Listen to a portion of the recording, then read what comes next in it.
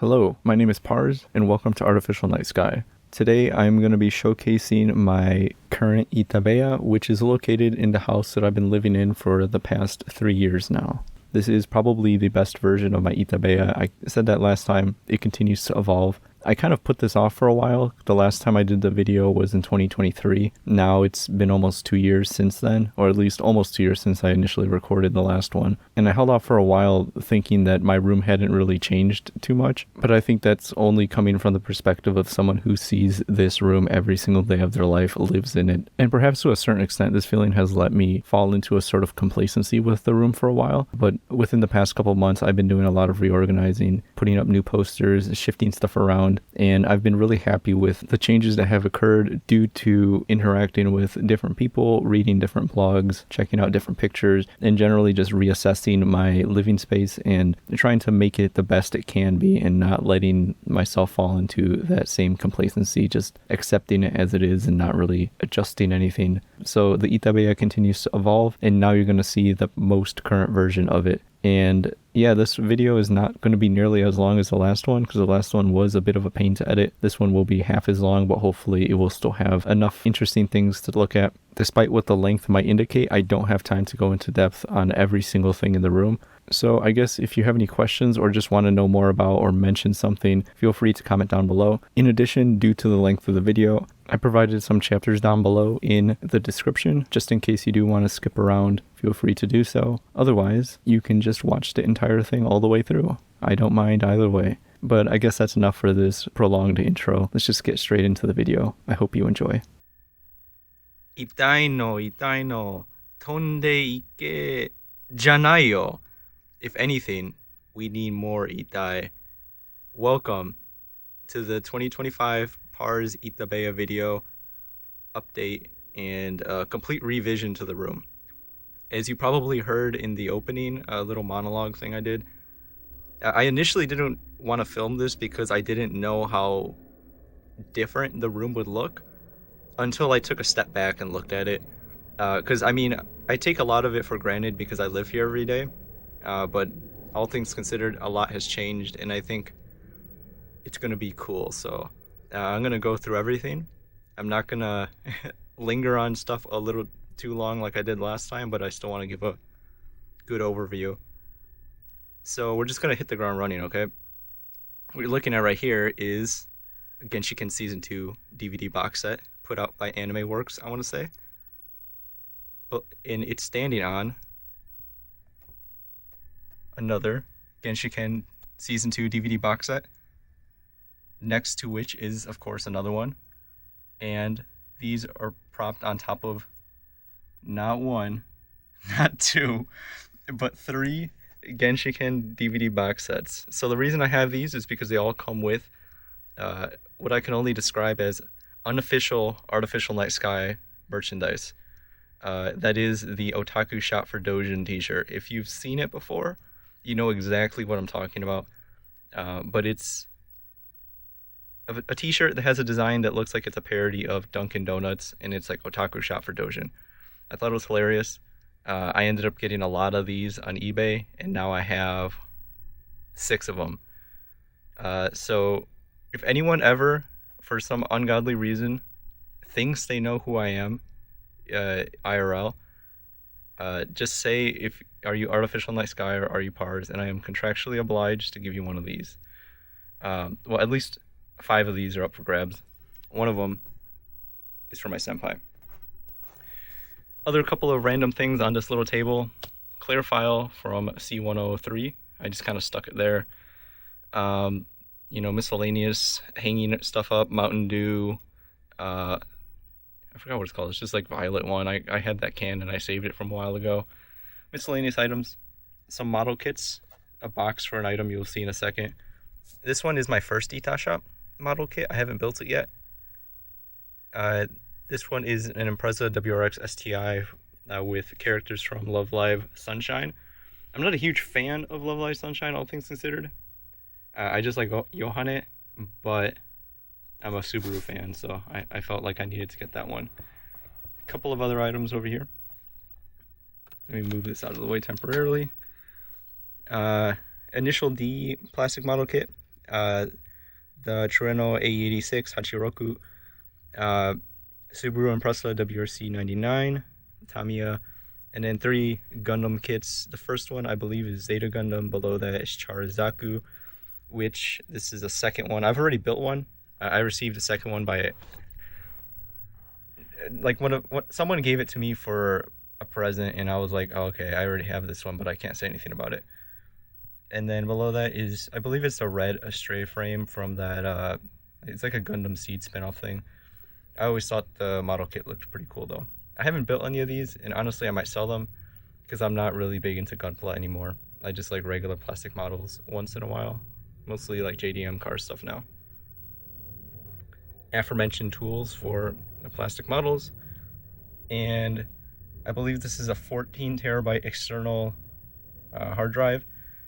I have some external hard drives shucked inside my main computer right now. This one remains in a box and in its original enclosure, just because this is like a quote-unquote off-site backup for my anime library, because I'm kind of insane that way. I mean, it's not really off-site. It's like 5 feet away from my main computer, but it helps me sleep at night knowing that my anime library is backed up in not just one place, but a second place right here. So I guess that's it for this one. There's not too much stuff in there. We do have my laptop here. This is my trusty X220. There's a couple of new stickers on it, and then it's on top of, sort of like resting in the ThinkPad dock. I don't use this one as much anymore, at least as of a couple of weeks ago, because I got another computer, so I'm going to show that in like a minute or two. But just take a long, hard look at some of the stickers on here, because some of them are new compared to last time. Got some random stuff right here, Japanese textbooks, stuff from anime cons that I've been to, Anime North up there, the real ones know what happened there. Bear Dynamic on-ear headphones that I really don't use, but I just kind of keep them there. ThinkPad, Oculus Rift S, which truthfully I might sell because I really don't use VR stuff anymore. It's a novelty and I like having it, but the amount of times I use it is so minimal that honestly I don't feel like I even need it. Only problem is it's so big that it's kind of hard to ship out. But all things considered, when I originally bought it, I got it for a really good price, used, so can't complain too much. Gonna move on to the rest of my desk area now, but first, a little bit of oddities over here. Got some unboxing stuff like the knife and scissors, 512 Samsung micro SD card that I have yet to put in my phone. The reason why I got that one is because I am using an old 512 one, and I'm suspecting it might be going bad. So instead of just waiting for it to fail, I'm just gonna start copying stuff over to this new one and slowly transfer stuff, I guess. Some Japanese manga, Yotsubato Volume 16, Sotaku no Akihabara Funtoki Volume 3. This is the first volume that was not translated to English, I should say, because they translated it as Iotaku, volumes 1 and 2, and they were released by, I want to say, 7 Seas, and that's what the focus, well, mainly was the focus of my video, Sotaku no Akihabara Funtoki, Maniac Road, and the Grand Otaku Narrative. At some point I do plan to read this in Japanese. I also want to scan it. I have a scanner, which you'll see in a second, but I just haven't found it in my heart to tear these manga apart. Though I think if I do end up finding another set of them, I will, but like, to make good scans, you do have to unbind the manga, and you know, I don't know, something about like tearing books apart doesn't sit right with me. But I will probably do it eventually. Hold me to it. Kami no Mizo Shirosekai on the train, and some stickers from The Laughing Man, Ghost in the Shell. Put these there. Under that is a bunch of miscellaneous stuff, like a CD with drivers for the Canon scanner, you know, and then manuals and stuff. A couple of other ones, Yotsubato Volume 1 in Japanese, and then below that I have the 2 boxes of the pre-cured curry that I made on my second channel. miscellaneous things like little Velcro for tying cables together. You'll see that my cable management has gotten pretty decent, if I do say so myself.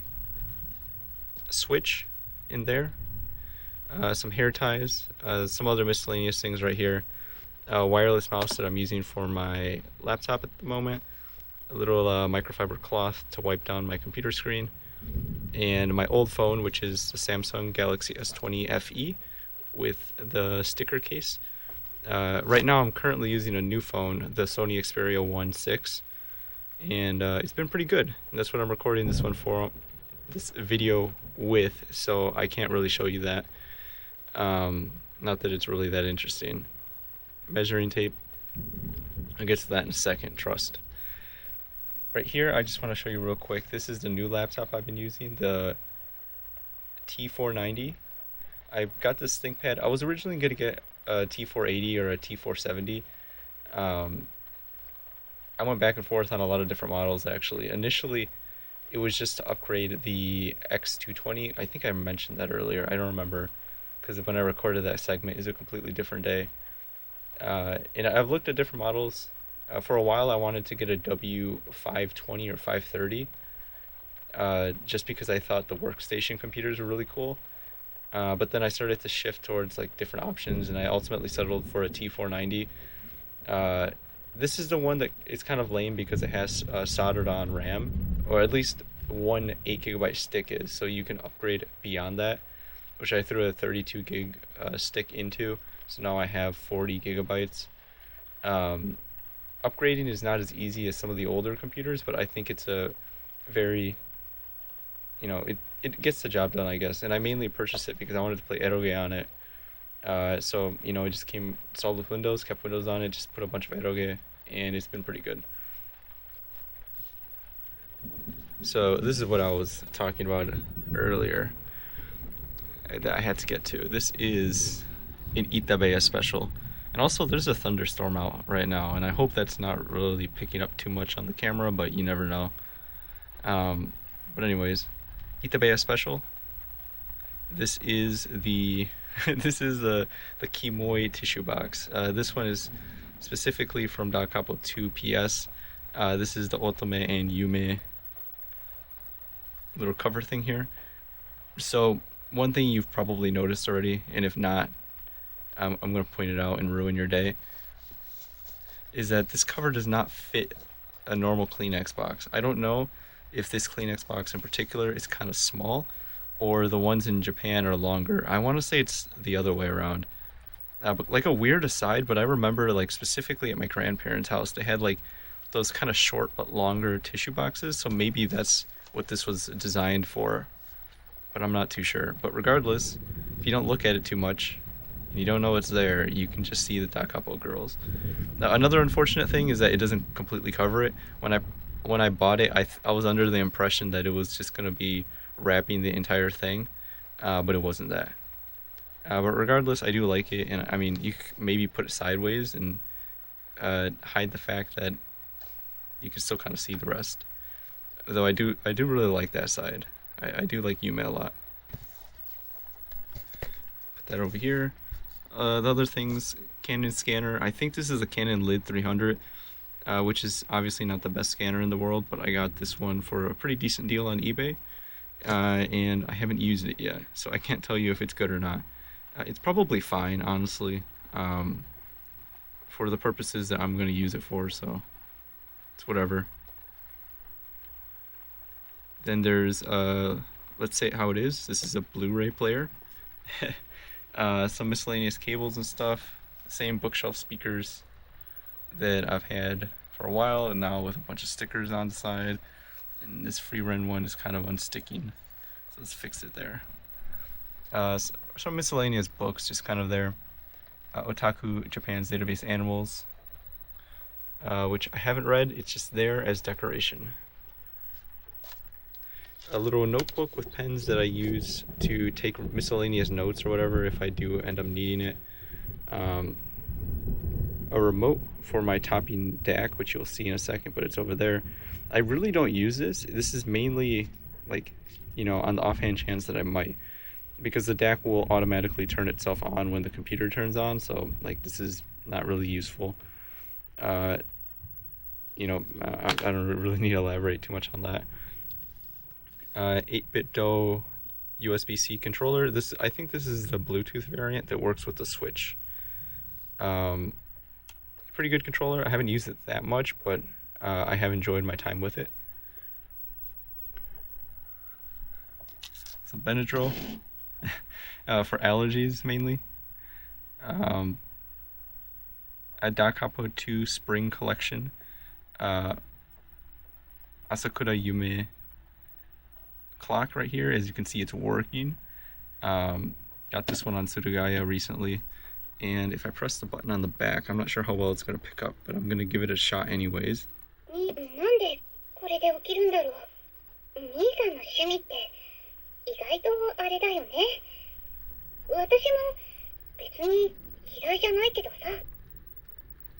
So if I remember correctly, it will make, or it will play the sounds from the game when Yume is trying to wake you up. And I believe it's a different voice line every time, and it cycles between a handful of them.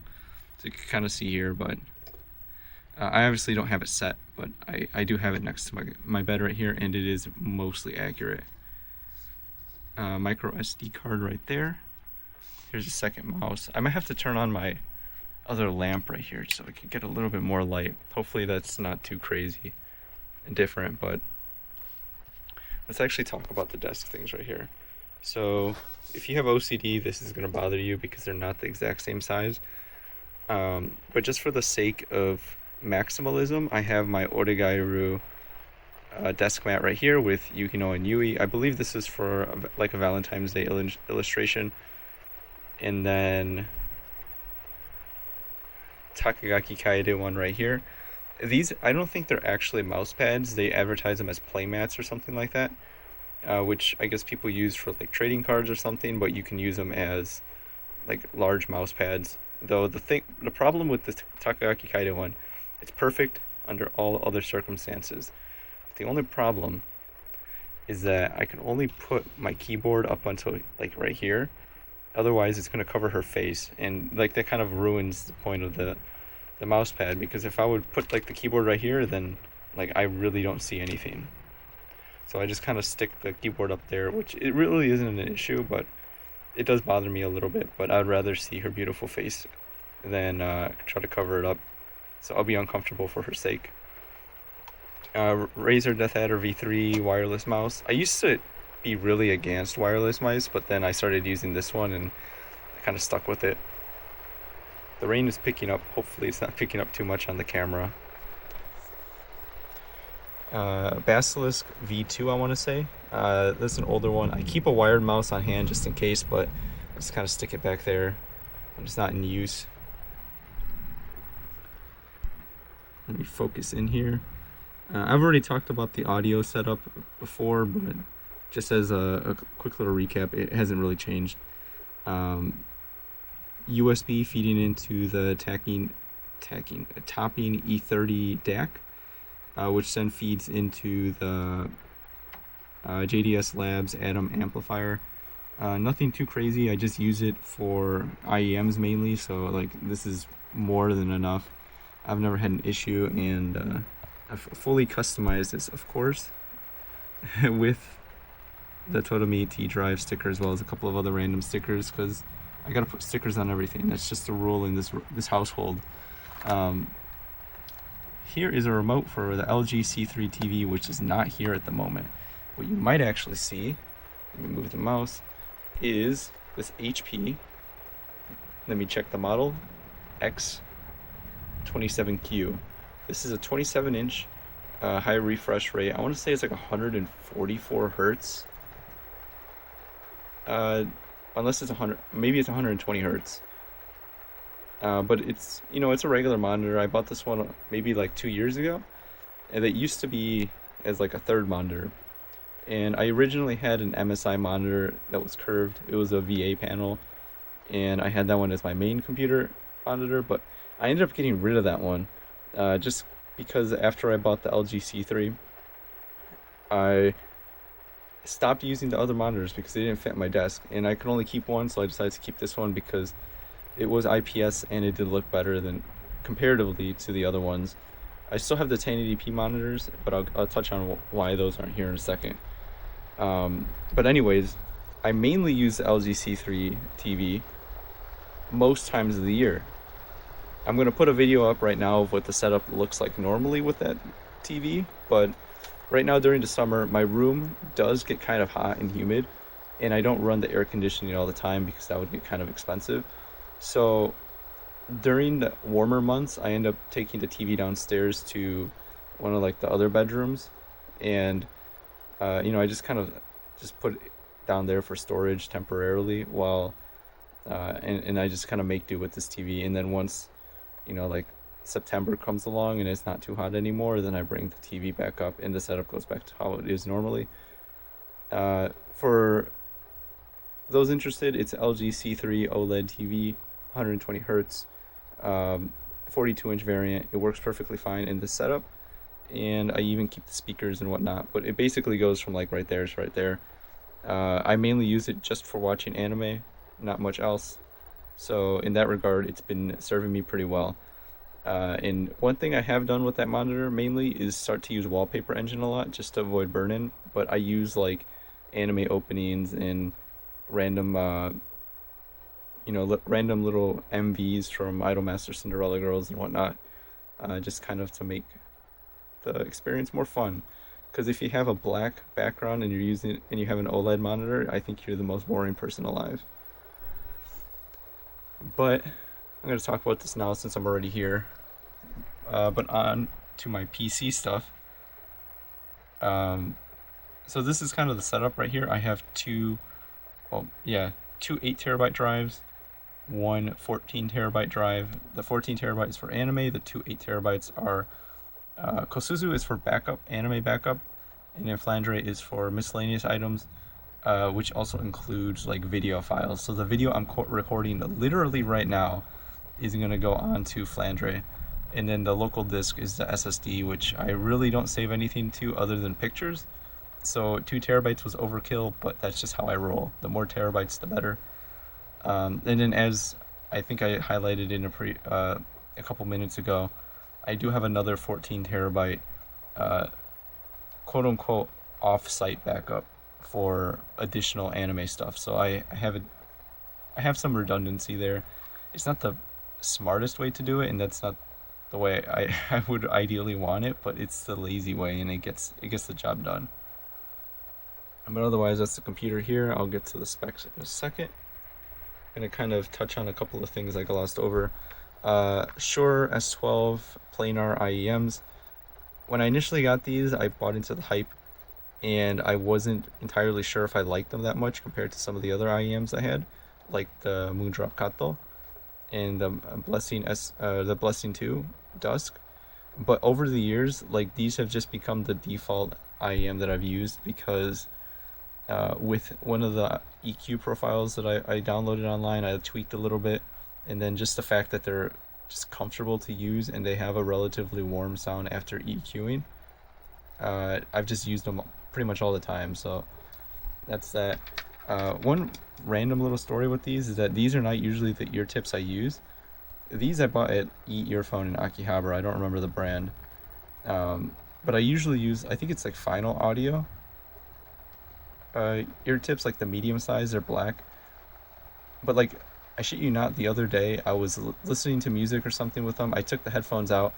I feel one of the ear tips fall out, and I was like, okay, this has happened before. So I look at my desk, not there. I look all over the floor, it's not there. And previously, like, these things have turned up eventually, but I'm pretty sure it just disappeared. I might have even vacuumed it up recently, so yeah, I'm just going to consider it a loss, and I'll pick up another set in Akihabara when I'm there in about a week. Actually, a week and a couple days, maybe like 10 days at the time of recording this right now. We are going back. This is the main keyboard I've been using, 75%, because anything less has kind of been a chore, and this is the sweet spot that I found. It has the replica GMK Darlene keycaps, which coincidentally matches with the mouse pad I have here. I did not plan that, it just happened to work out that nicely. I don't even remember, what switches these had. It's probably like just Akko purple, and then this is an Akko keyboard. It's been modded a little bit. I used to be more autistic about the mechanical keyboard stuff, but then once I've kind of settled on something that works, I haven't thought about it too much. Rain's coming down a little bit more. Hopefully it's not too loud. Flash drive, amiibo, like one of two amiibo that I own, and I just decided to put the cat peach here to kind of fill out some space. USB hub, and then a couple of other miscellaneous items over here. Well, not miscellaneous, very special items. So I got two acrylic stands right here, Anastasia and Yukino, which coincidentally happen to be both wearing white dresses. Yukino is not exactly wearing a wedding dress, but it kind of does give off that vibe, I guess. But that one is for her birthday. I want to say that was 2022 or early 2023, one of those two. And then the other one is Anastasia from Cinderella Girls. And then below that, I have a couple of examples of candy that I made. These are otaku candy. Like I have Mosaic Wave, and below that some other miscellaneous ones like Freak Show. And then some more mainly otaku ones over there, Dejiko, Denpa, Akihabara. I wear those to miscellaneous J-Core raves that I sometimes attend. I haven't attended one recently, just because my schedule hasn't really worked out that well and they haven't really planned too many, but whenever there is, I'm wearing them. Spice Orange, question mark? I think it's Spice Orange, GameCube controller. And that's like a Mayflash adapter thing. I just use that because I think GameCube controllers are pretty comfortable, and I like some GameCube games, emulating them on my computer. Sakura Mori Kaori acrylic stand right here. She's a pretty cute girl. Not my favorite, but pretty cute. I had to pause because there was a brief moment of like some really intense rain. Hopefully it's not picking up too much, but new edition, Takagaki Kaede. I think this is the EXQ prize figure. I got this one really cheap from eBay. Unfortunately, her other boot is not here, but everything else on the figure is complete. And it's surprisingly really nice for a prize figure. So I've kind of set her here and take a look at her very often. Switch stock. It's like hand lotion for moisturizing because my hands get kind of dry. That is a different type of lotion. Turn off the light so maybe we could see a little bit more. The little pen looking thing is like a little spray bottle that you're supposed to spray onto like monitors or stuff, but it's never really worked out that well for me.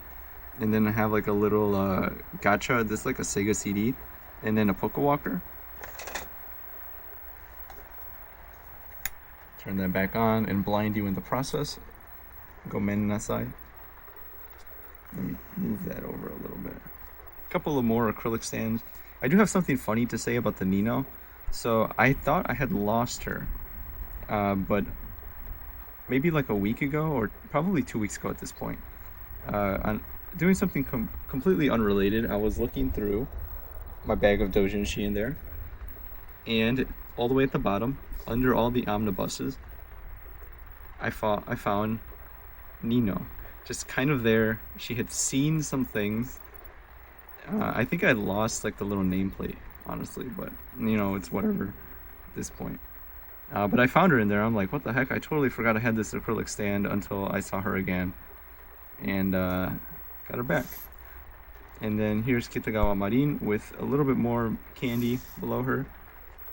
There is an illustration that of a quote-unquote original character that's the mascot for the Moondrop Kato IEMs by the Moondrop brand. So when I bought the IEMs, I saw that they also had an acrylic stand, and I thought that was really cool, so I got it. And I say quote-unquote because the character is basically just dressed as Megumi Kato from Saekano, which is entirely intentional, but I think it's kind of cool nevertheless.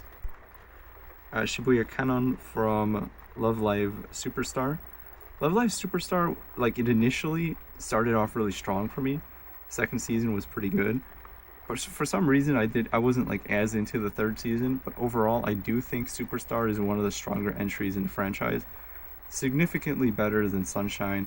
Um, Nijigasaki is also kind of decent, but I think that one has a different appeal than Superstar. And for me, Superstar is more engaging, I guess. It's more about the characters in a sense. Rushia acrylic stand that will always remain on my desk for obvious reasons. Well, maybe not obvious if if you're not following the lore, but then I got a microphone stand right here. This is the microphone I record everything with. All things considered, I don't need one of these microphone arms, but I always thought it was cool to kind of just like, sit at my desk and then just kind of like pull it over right here. This is Fifine.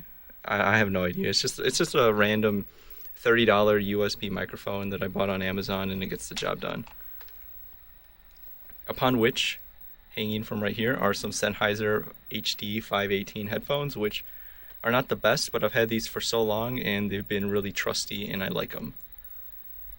Nothing too much there. Moving along here, got a couple of items next to me on my desk. This is just on top of a random TV table, by the way. But actually, before I get to that, I do need to at least acknowledge there is a bag of doujinshi. Those are all omnibus right there, and then those are all thin books. I have more behind me, but for now, that's what I got. Just kind of within an arm's reach. You never know when you're going to need a doujinshi, I guess. But obviously, I can't show you that because YouTube. Japanese Dreamcast right here, currently hooked up to the CRT, which you'll see in a second. iPod Touch 5th generation, that's kind of crappy on the back. It had a sticker because it was used like at a business or something, but it's whatever. I haven't had a chance to take it off. iPod Touch 4th generation, a random Samsung SSD, and then a busted DS Lite, which I intended to work on at some point, but I haven't gotten around to it. And then pretty much the same setup as last time when it comes to IEMs. Got a couple of Koss headphones on the top, and then IEMs in each of these. Wherever there isn't an IEM, it's because it's like I have this one downstairs connected to my laptop and whatnot, but everything is usually filled down here. Moondrop Blessing 2 IEMs. These have the anime girl engraved into them, of course. I had to pay up for that. A couple of random stickers, Persona 3 headphones, chopsticks, a keycap puller, like nothing too interesting. Just like miscellaneous items right there. And then an unmanaged Netgear switch back there, which is connected to everything else in this room because I prefer to have everything wired because I'm a little autistic that way. Gonna take a quick peek under the desk. Here is the quote-unquote gaming computer. This one I built in November because I impulse bought a 9800X 3D, and I haven't really used this since, to be completely honest with you. So other than that, it's a new motherboard, new RAM, new cooler, new case, reusing the same 3070 Ti. I got this when I was more into gaming, and then in the time since I've kind of shifted interests, and it's sort of naturally, and this has kind of remained mostly unused. So my thinking is that I'm gonna gut this for parts and sell it at some point, but I just haven't gotten around to it. Just on the offhand chance that I might eventually want to use it again, but I am not entirely confident that will be in my future, I guess. But for now, it just stays here. It was, I don't know, it was like an attempt to get back into like computer stuff because I do like messing with hardware. It's just the fact that like I'll maybe play like 1 or 2 PC games and then that's basically it. So it just ends up not being as worth it to me. Moving right along over here, here is the main computer in the same case, now with like 200% more stickers as it should be. This one actually received a lot of the donation parts from my previous computer, which was over here. It had a different case. It was a Fractal Design Meshify case, I want to say. but the guts are more or less the same. Motherboard, RAM, uh, I believe it was the 5800, the Ryzen 7 5800X processor, I want to say. I don't remember exactly, but um, more or less the same. The GPU I did end up having to upgrade. I had been rocking the GTX 770 forever, and that card had been pretty reliable because I haven't needed anything more since. But once I upgraded to the aforementioned LG C3, I needed a card that supported HDMI 2.0 at least, so I can get 4K 60 via HDMI. And the GTX 770 did not support that. So I ended up getting one of the cheapest cards I could that still had that feature, which was ultimately the 1660 Super. So I just bought one on eBay for like not even $100, threw it in this PC. Now it's and now it's a little bit more modern, and I don't know, it's been pretty good to me. It's been super reliable. This is the first computer I ever built. I mean, I've mostly gutted it. It's more of a shadow of its former self, but it still has the same case, it has the same heart, and I don't know, it's just been really good to me. And that's pretty much everything on my desk. Gonna move on to the next section now. Did you know that there was an under 17 performance on the Genshiken Season 1 DVD? I did not know that at all until I checked the extras. I was intentionally just gonna put the opening on loop, but then I was like, holy shit, under 17 performance in my American anime, and it's subbed? That's pretty sick. I didn't know about that. Anyways, here are some video game items. I'm not going to go into it too much for a couple of reasons. Let me actually turn on the light again. I thought I could do it without the light, but unfortunately I need so. I'm not going to go too in-depth in all the video games because a lot of these might not be here the next time, I guess, or might not be here for long. Just because I'm downsizing a lot in my collection. You'll kind of see that a little bit later on. But I haven't really been playing a lot of video games and mainly just been hoarding them for a while. So I'm going to start selling a lot of the games that I have played and I know I will never play again, as well as games that I know I just won't play for various reasons. But over here we have Switch games, handful of those. Kingdom Hearts games, those actually will stay. Same thing with the Idolmaster Yayoi version right there. Gravure for You. Resident Evil 4 on Wii is going to stay as well. Some other miscellaneous things. Some Final Fantasy VII International Edition. Please focus. Maybe it will focus if I get away. And then some Japanese Dreamcast games, including Shenmue. Of course, I think that's kind of like a required ownership thing right there. Sega Rally 2, Mizuido, Biohazard, Code Veronica, and then, of course, Sonic Adventure. And then I also have Tokimeki Memorial on the Sega Saturn. I did end up selling the Saturn, but I kept the game just because. Boku no Natsuyasumi on PSP, and then I have, Idolmaster Shiny Festa.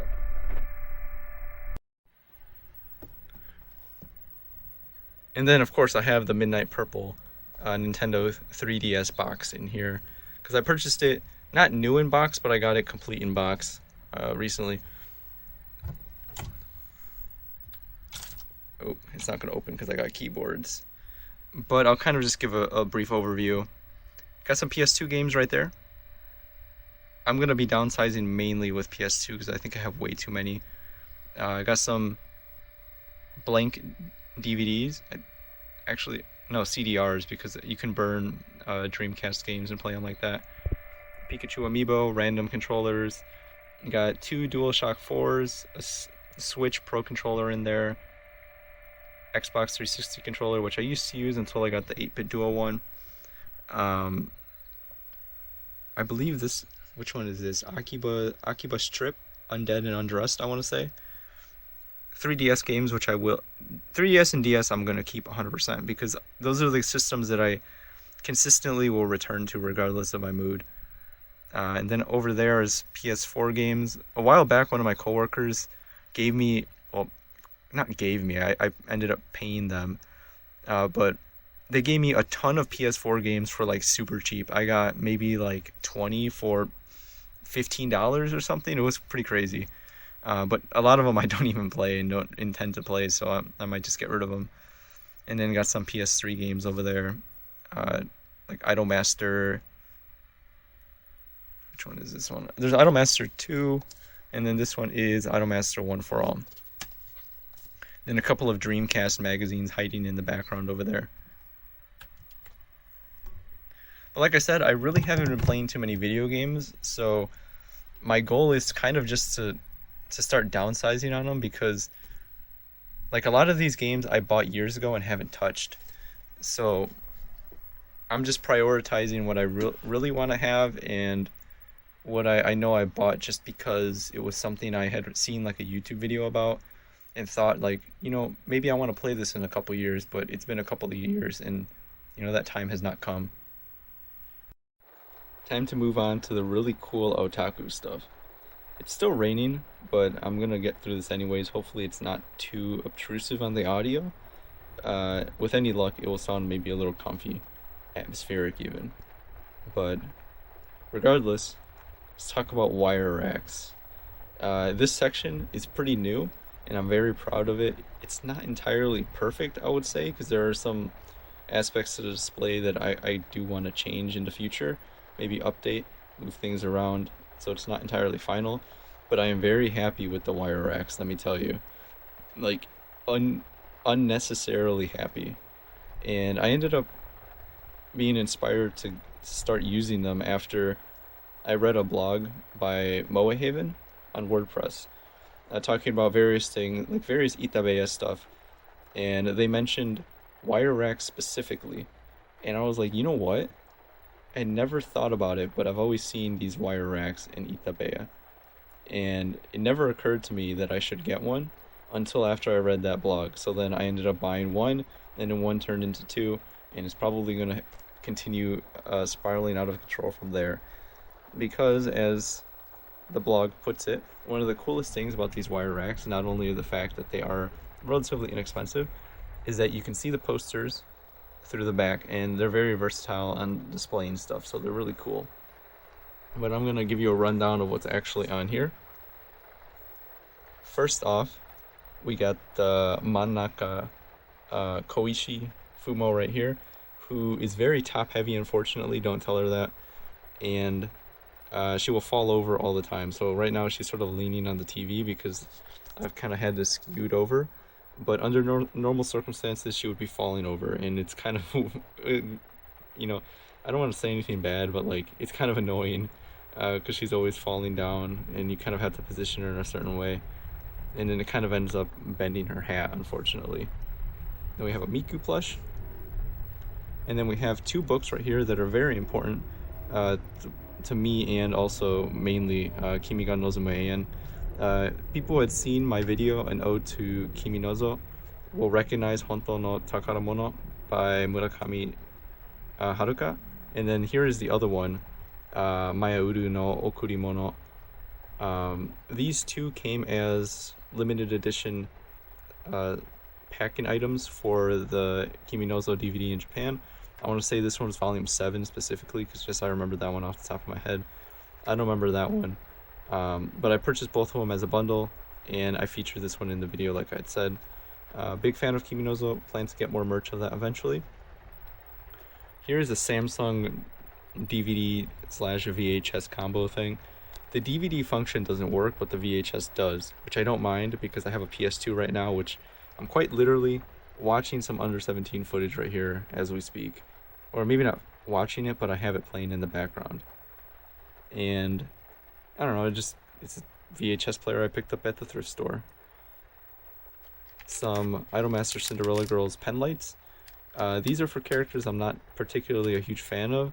However, I got these because bundled in a lot, I was also able to get a Takagaki Kaede one. So now I have two of them, which you'll see the other one in maybe like an hour or two when I show her section. But I ended up getting these other ones in the bundle, and I was like, you know what? I'll put them on display. I do like the idol otaku stuff. A little bit lower over here. I'm going to turn on the light. It might help it see a little better. Either that or it's going to make the lighting significantly worse. You know, I'm going to pause this. Turn it off. Because when I was reviewing some footage earlier, like, I heard some weird whining noise, and I want to say it's for some reason my microphone is picking that PS2 up for some I don't know. Turn off the TV. Let's talk about some art books. So I have the Da Capo official visual fan book back there, and then I have another kind of a fan book, but that one's for Onegai twins called Line or Lien, however you pronounce that. This one's actually really cool. I like the graphic design in it because the main character, he's a programmer. It's not really a huge plot element, I guess, but in the art book or fan book specifically, a lot of the little text boxes and stuff are designed to look like old Windows, I guess. Like you see some of the UI in there, and I think it's really creative. Poyoyon Rock art book right there. Ponkan 8 art book right there. Ponkan 8, of course, being the illustrator for Oregairu. Modded Wii. PS2 that's also modded. This one has FreeMic boot, and then well, that's my memory card, FreeMic boot, and then in the back there's an Ethernet cable because I use OPL, so I can basically stream games over the network to this thing. And after setting that up, I basically haven't really bought any PS2 games. Not that I play PS2 that often, but setting up OPL was a game changer. And at home, my internet connection is not always super stable, nor very fast, I guess. Like, literally right now, the internet, cut out, and I have to go restart the router, but I haven't done that yet. So I was like, oh, you know what, this might not be that good, but it ended up working better than I thought, and that's how I first played Silent Hill 3. And then the clear blue controller, obviously. I got that one when I got the system, and it's been very reliable for me the entire time. Big Pikachu. And then nothing really too interesting down here, so I'm going to gloss over it. I got like miscellaneous keyboard stuff back there, and then these two boxes are basically completely filled with cables, like HDMI cables, DisplayPort cables. Got some old headphones, like these Sennheiser, these Beyerdynamic DT770 Pros, and another old PS2 controller that's busted. Some binder clips for hanging stuff up, mostly just miscellaneous items. Up here,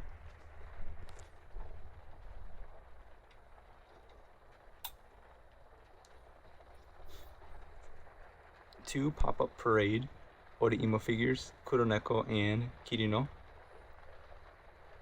on top of which is the DS version of Really Really. I always thought this was fascinating because Really Really it's like a sequel focused on the heroine Fuyo Kaede, best girl from Shuffle, who is, of course, always adorable. And it was originally a PC game, Eroge, and they ported it to the DS, and I thought that was fascinating. So I bought the DS special edition right here, which includes a number of items, including an eye mask, a little like drama CD or slash ASMR CD, and then the pillowcase that's right there. And they like legit ported the entire game to the DS. It even has the opening with the opening theme song. It's like fully voiced, I think, too. It's pretty fascinating. So that's there. And that was the aforementioned pillowcase right there with pretty much the same illustration. And then we got some artificial night sky stuff right here. I think it's cool to display merch that maybe let me take a step back. So making videos, I will oftentimes buy stuff for it, and displaying it in my room feels kind of rewarding in a sense, because then I'm able to look at it and be reminded that I have a personal connection with some of these things beyond just getting them to collect. And that sort of elevates that aspect of it in my mind. It adds a different dimension to collecting that I think is really cool. But these are the Dream Party items. These actually are a number of flyers in each one. Well, some of them are flyers. I think maybe those first ones right here are flyers. And these other ones are actual, like, event booklets and stuff that show you all the circles. Well, not circles, like all the vendors that were there, all the details of the event, the floor plan, all that good stuff. And then I have a couple of the CDs, not all of them. This one is the Under 17 Moto Yume Mio, which I purchased and was sealed, and I haven't found it in me to unseal it, so it's kind of there. And then I have two right here from the performer Sakakibara Yui. This one is Premonition Dream Shiny Road, and then this other one is Dream a Go Go. And then I also have this one right here, which is like Memorial CG set. So this one's actually kind of cool because, yeah, I mean, you put the DVD into your computer and you expect it to be like a, you know, like an interactive video, but this actually, like, they made like a little like HTML site, and you can kind of click through it and see the illustrations of all of these characters and stuff from various Bishoujo, artists at the time.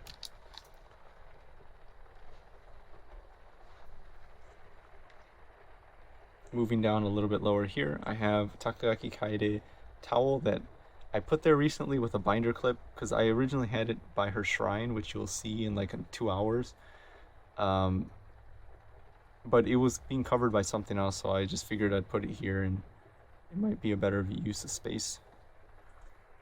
Dengeki G's Festival, right there. You know what? Let me turn off this freaking RGB monster of a computer, because it's shining on my Bishoujo over here. Dengeki G's Festival from June 2006. This is volume 4. So Dengeki G's was an imprint that most people might know for just what was it called? Yeah, I think it was just like Dengeki G's, and then they also have like Dengeki Hime, and you know, different versions of the magazine. This one is Dengeki G's Festival, which specifically focuses on celebrating one specific Bishoujo game. So in this case, it was Da Capo 2.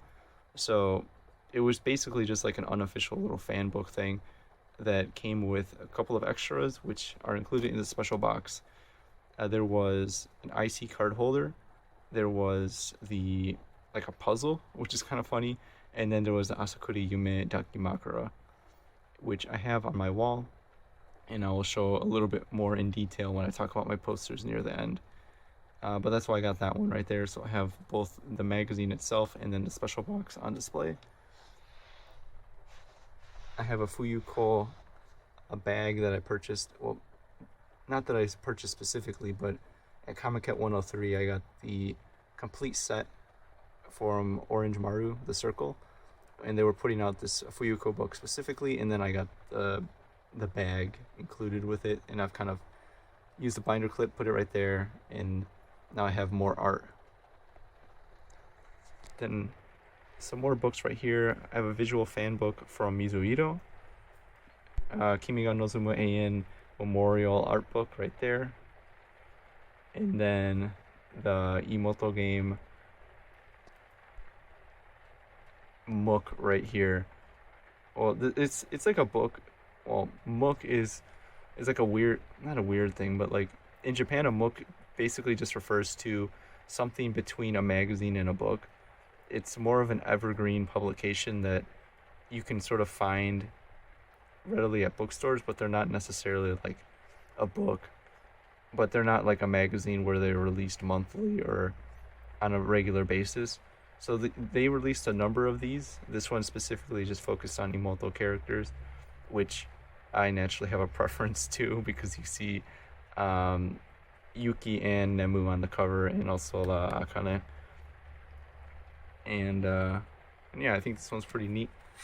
I think there's, like I said, there's a couple of other ones, so I want to pick those up at some point. And then down here, I got a couple of other miscellaneous items. DS Lite. This is an Origairu fan book, specifically for the first season of the anime. Dengeki Bunko 20th anniversary official book, mainly illustrations from Dengeki Bunko light novels. Love Hina art collection, right there. And then some less interesting art books that I kind of just stuck over here because they're not otaku. They're not based. Secret World of Arrietty Ghibli book, Mononoke Hime.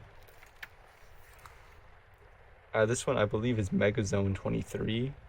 I might be wrong. Let me move this keyboard because it's going to keep falling. Move these out of the way. This one's kind of strange. It's like a French art book called The Cartoonist. And I think it contains both anime and non-anime stuff, but like there's some interesting stuff in here. I picked it up at a used bookstore because for some reason they had this one there. But there's some interesting items in here that I think is maybe worth a look at. Not sure how readily available this thing is, but if you do happen to see it, definitely take a look. Here's it says Roman album, but I think this is basically like an old equivalent to a fan book. But this is for Mugen no Revias or Infinite Revias. This is a show I don't usually have a chance to talk about too much, and I've only seen it once. So I probably should give it a rewatch, but when I originally watched Mugen no Revias, it did leave a pretty strong impression on me. Like, I did not expect to be as engaged in it as I was. I'd probably put it in at least my top 20, top 25 favorite anime. Art of Satoshi Kon. And that's about it right there. PS Vita case, DS case, and then I got a stack right here, an absolute collection. Not all of it, but these are all thin books. I can't really show you them, unfortunately, because of YouTube. But on the top, I have a Wahatan fan book that I picked up a very long time ago.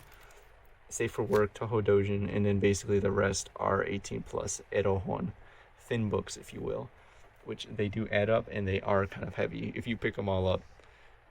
And then below that, there's maybe some slightly more wholesome stuff. Kirby art collection, and then I think another, which one is this? Oh, these are 2 video game guidebooks. I'm not going to attempt to pull them out, but one of them is for Hack Sign. Is it Hack Sign? It's the first .hack game. And then, I forgot what the other one was.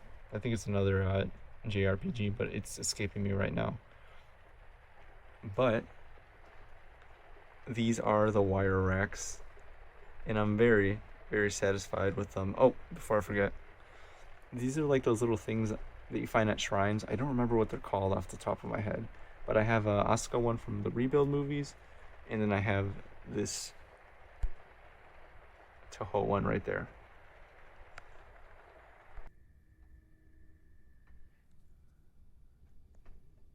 Here's where the magic happens. Well, not quite. But this is my sleeping area. Same bed. Ignore the socks on the ground. I'm going to kind of give you a little overview of the posters, but I'm going to do a dedicated section for that anyways. There we go. Nothing too interesting. There's a closet over there with clothes. Behind there is a bunch of storage stuff that the world definitely does not need to see. It's honestly kind of well organized, but I mean, it's just a bunch of stuff that's not really too interesting. On my bed, I took my pillows off just so I can better showcase the Daki, but here is the one Daki that is currently stuffed. I don't really have stuffing for another one, so this is just going to make do. If I did, I'd have another one, but logistically I couldn't sleep on my bed. But I mean, I would sleep on the floor if it meant that I had like 2 or 3 Kaede Dakimakuras. Like, I would just be right here. I'd do it for her. I'm going to show you something cool, though.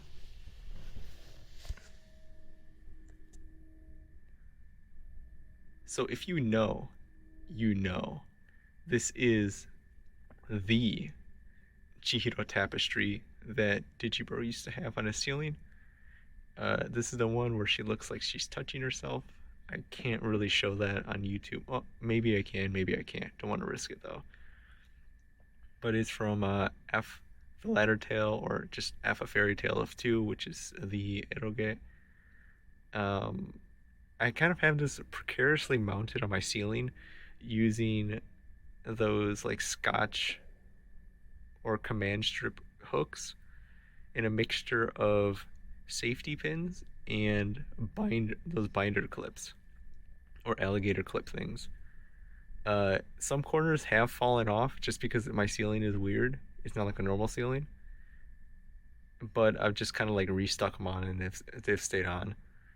Or I've just replaced the adhesive on the hooks, and it works mostly. I'm pretty satisfied with how it turned out, and this is gonna stay up there. And then next to me is my waifu, Takagaki Kaede. This is probably a bootleg Dakimakura cover just because I paid so little for it. But it should have been a Pitomizu Dakimakura cover. This is like I forgot what the exact outfit is, but she's in her elegant dress with the pearl necklace. And this is one of my favorite illustrations that Pitomizu did. Maybe not that's not how I want to describe it. I like the Dakimakura a lot. It's my favorite Pitomizu Dakimakura. But the art that they did for this elegant Takagaki Kaede is my favorite by far. I just really like that, and I also like the original card in Cinderella Girls. I like that style that they did for her. This is kind of like a minor touch. I just want to mention it. I use these binder clips on this Pikachu blanket here that I use to make the room a little darker.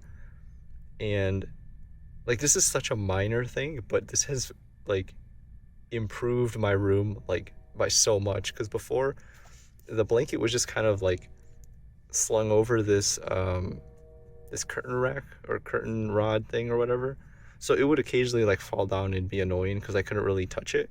And then if I wanted to open the window, yes, I sometimes open the window, sometimes I want fresh air, this thing would fall all the time. So I put the little clips, and this has been like super solid the entire time. So I've been very happy with it. Down here, oh gosh, that's gonna be kind of weird. I have my old HP laptop. Let them know. I got the Asakura Nemu Dakapo 1 wallpaper on here. And this is the computer I mainly use when I'm watching anime in bed. So what I do is like I lean up against that wall, prop myself up with some pillows, load some anime on here. It's connected via HDMI. Plays on the screen here. This is random Vizio TV that I picked off on the side of the road.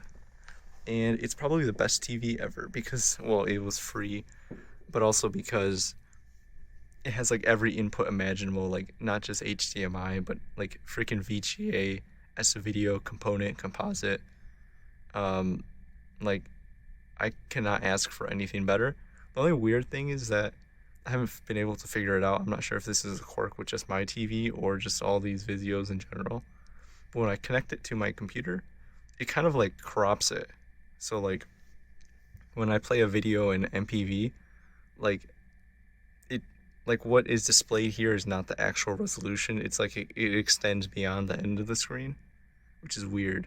But at least in MPV you can use, I believe it's Alt minus, and you can like incrementally like zoom out the picture so then it fits normally in here, because sometimes like the subtitles will get cut off because like they go all the way back down or something like that, or parts of the show would get cut off.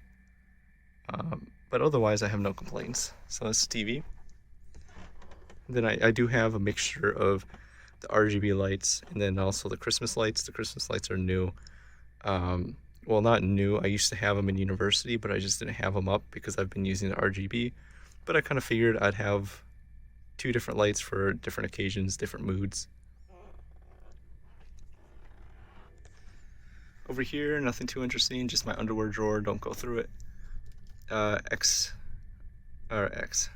Sennheiser HD 6XX headphones, which I use when I'm watching anime, under which is a t-shirt, and under which again is a PS3. which is mainly used as a Blu-ray player. Bluetooth speaker. Madoka Magica movie 2 on DVD and watch it the way God intended. I got this back when Right Stuff used to be a thing, and they would put stuff out like really cheap on sale, like steeply discounted, and I got this one probably for like $5 or less. And when I got it, I'm like, you know what, the best thing I can use this for is to block the Vizio logo, because when the screen turns off, the logo will stay like orange and it will bother me because I need to sleep in a dark room. Turn it back on. I want to look at Nemu one last time before I go to sleep. Oh, jeez. I was already turning it on and I turned it off again. Come on, Nemu, come back to me. There we go. There's her beautiful face.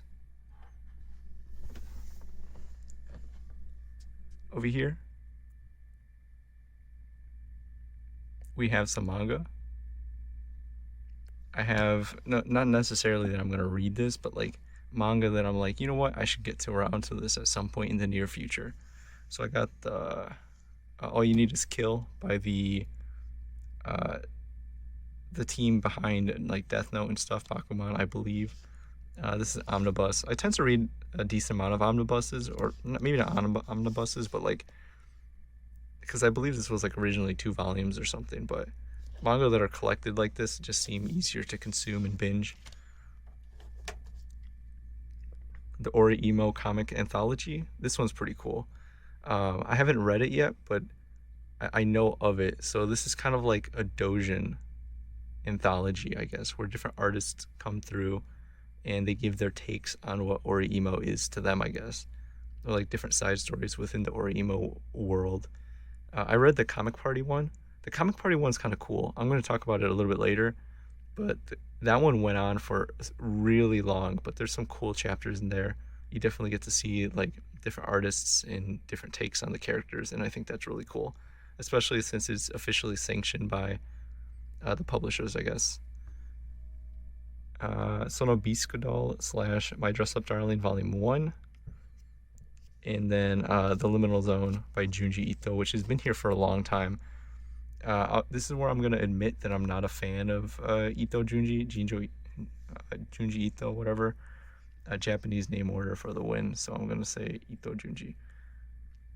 But, like, his art is good, but I never really cared for his manga. Like, it just doesn't connect to me. It doesn't do much. So, I got... except Remina. Remina was my favorite, I think. I just never cared for like Uzumaki or Tomie and stuff. But Remina, I think, was like the most kind of like, it did the most for me, I guess, in terms of like enjoyability and not necessarily horror, but like atmosphere, I think. But I got this one because it was at a used bookstore for like not even $10, and it was hardcover, so I got it. And then lastly, we have some miscellaneous items over here. I got it's one of these like 11 by 17 poster frame things that I originally had this like Nier Automata art in, but this thing fell. It was somewhere behind me right now, like on my bookshelf. And one day I just knocked it down, and there was glass on the front, and the glass all broken and went everywhere. So I had to clean that up. And then I just kind of haven't put it back since, especially since, like, I mean, the art is nice, but I'm not, like, going to be displaying Nier Automata art, I guess. And then below that is a laser disc of Patlabor 2, which I bought and have been wanting to get rid of ever since. I got it because of a novelty, not necessarily because I like Patlabor 2. I just kind of wanted a laser disc, I guess. And I don't know how to get rid of it. Because I don't know if you like used bookstores or used movie stores take laser discs even, and shipping these are kind of a pain, so I haven't really bothered with. And then I have 2 miscellaneous figures right here. Here is a Ryogi Shiki figure from Kara no Kyokai, which I'm quite fond of. I really like that franchise. It's probably my favorite thing Nasu ever did. Unfortunately, the light novel translation never really was good. I did end up reading both I think it was the Bakatsuki one, as well as like that one fan fiction one. And I also have physical volumes of the light novel, which you'll probably see in like an hour. And then I have this Kotobuki Yukino Shita Yukino. This one is not my favorite Yukino figure. I have two more that I like above it. One of them is the kimono one, and then the other one is, I don't remember who was the manufacturer, but there's another one where it's like Yukino as you would see her on, I think, volume 2 of the light novel with the scarf in like the snow. I think that's a really nice pose. But I just have the Kotobukiya one. I ended up canceling the other one because of various reasons. So this is the sleeping area. I'm going to move along and talk about the rest of my collection. A lot of this will look pretty similar, save for some of the posters. So I might gloss over it. At least that's what I'm going to say initially, but for all I know, I'm going to talk forever. Also, kind of a side note, I purchased a lamp that arrived this morning. I got like the second cheapest lamp on Amazon just because this area was too dark to film otherwise. And I usually just live in the darkness, but for the sake of this video, I had to make concessions, I guess. So I'm just gonna kind of go over here. I got the Fumo collection right here. I haven't really collected more Fumo after a certain point, sort of just because I just like collecting, characters that I'm a fan of, and for a while they were releasing characters from like mainline games, I guess. I guess I don't really follow Toho as much anymore, especially like a lot of the new characters or like the Lost World Gacha girls. But I just kind of collected the girls that I do like. Also, I kind of glossed over right here. That's really not too interesting. I put my watches in there, glasses cases, wallet, and then Takagaki Kaede IC card holder, which I did a video sort of dedicated about that on the second channel. But anyways, Fumo, a random HP Lovecraft collection there. Below some of these girls, there are two figures. I got a Yukino Shita Yukino Nendoroid, and then Yazawa Niko, just a Sega prize figure in there.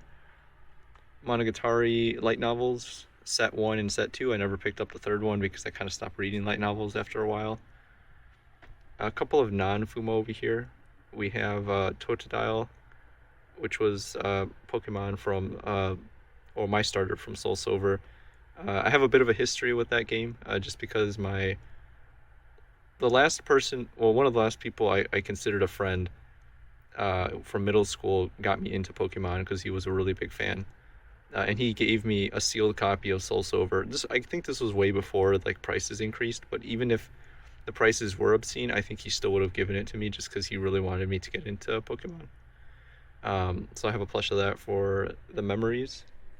I believe this is a Sky Tree Pikachu I just picked up from the gift shop as omiyage for myself.